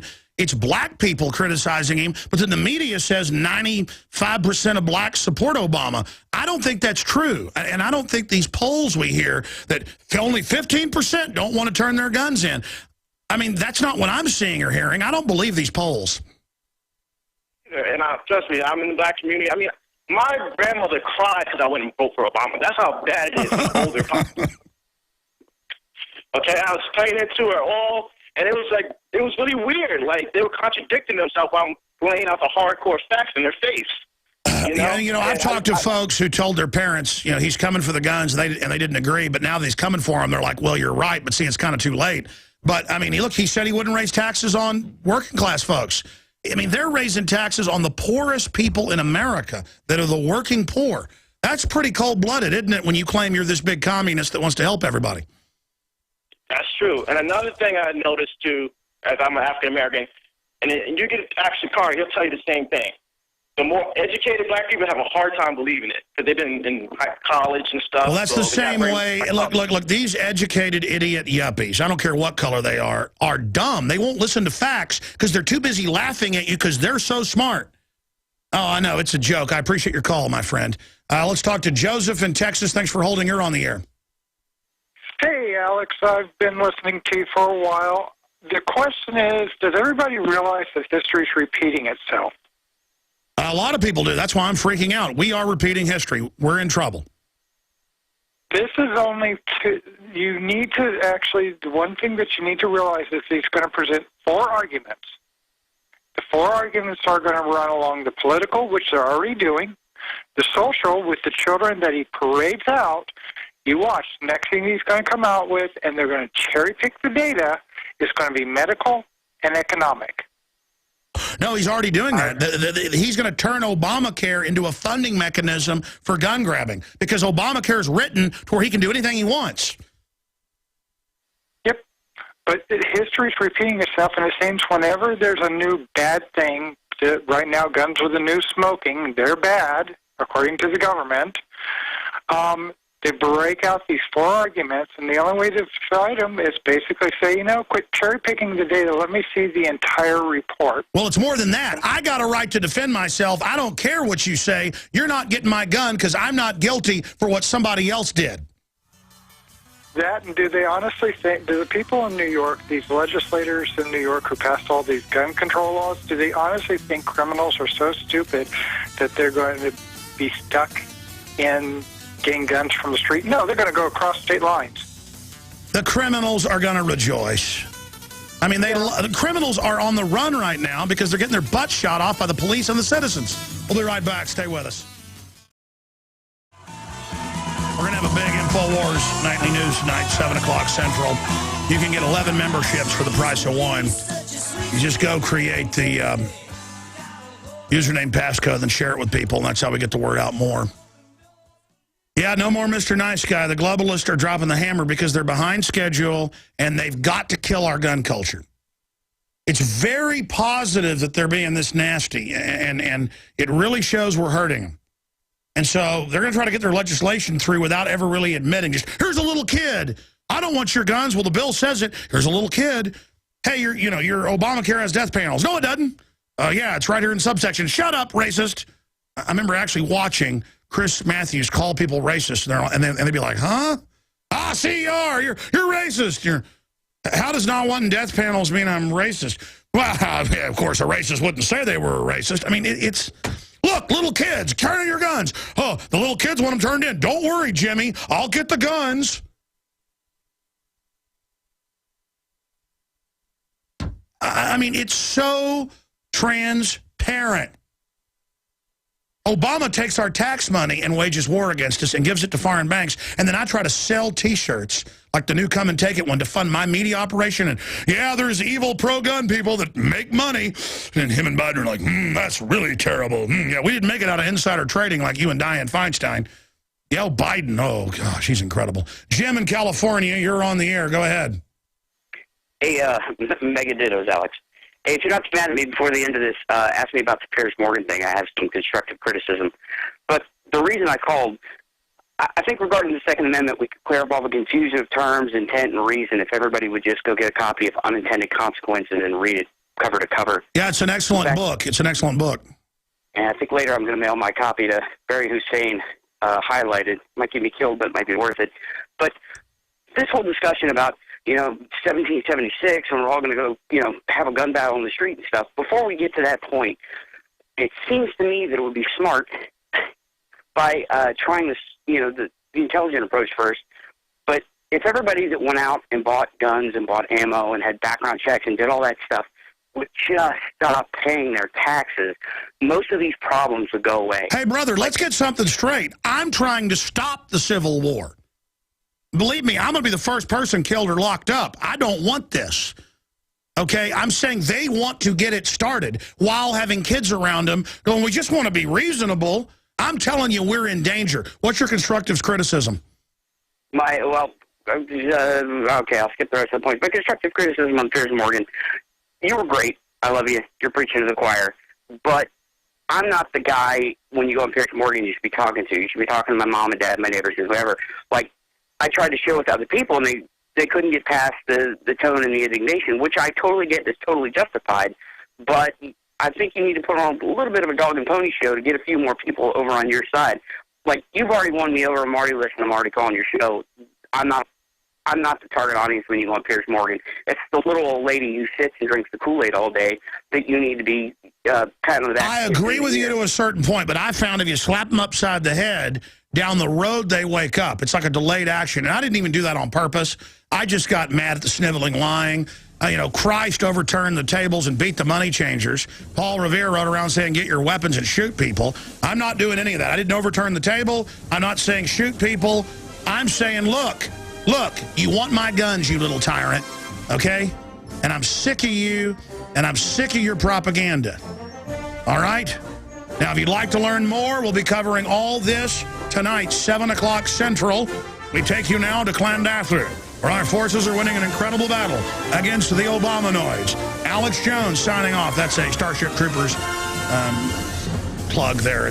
I'm not going crazy before the New York Times talks about Clandathu.